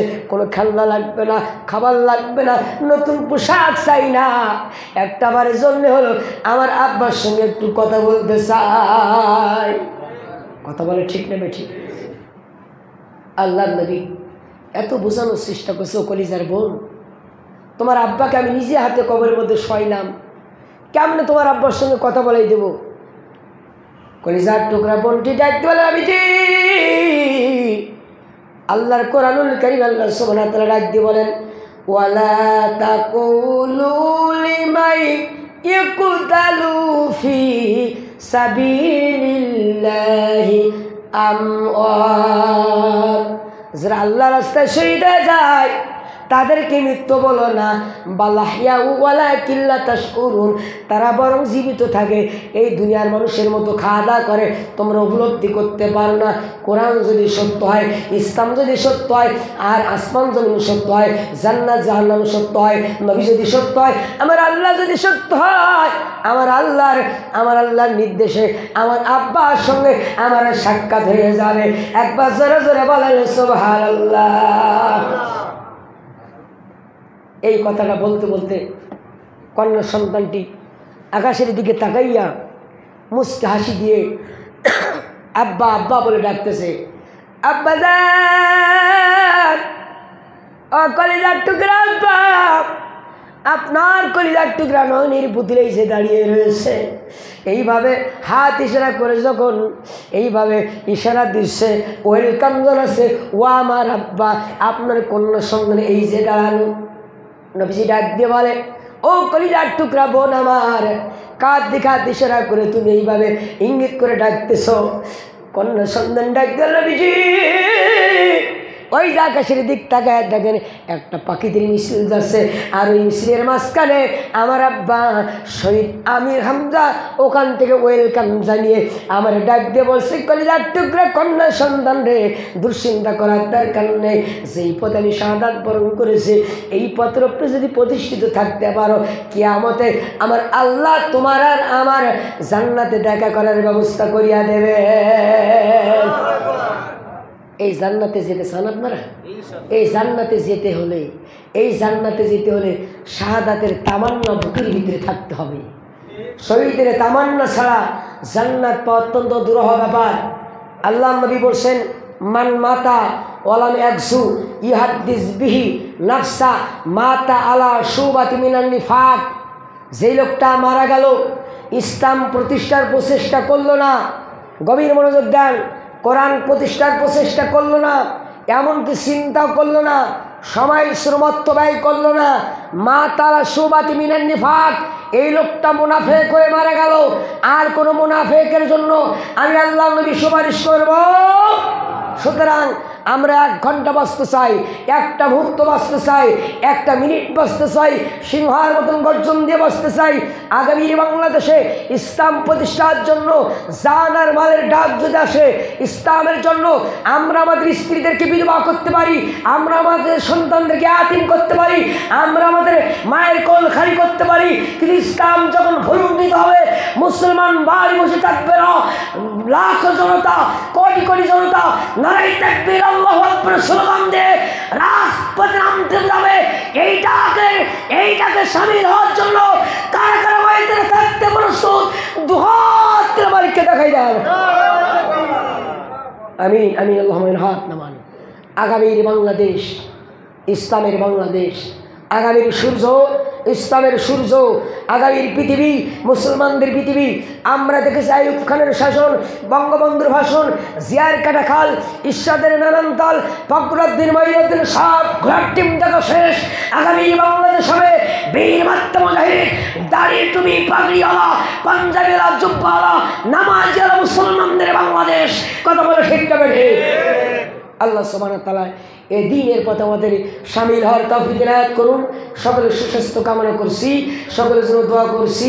একটু কালিমা জিকির সুবহানাল্লাহ।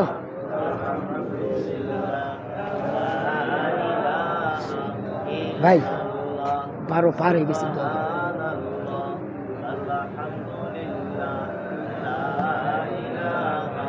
আপনি দোয়া করে দিন।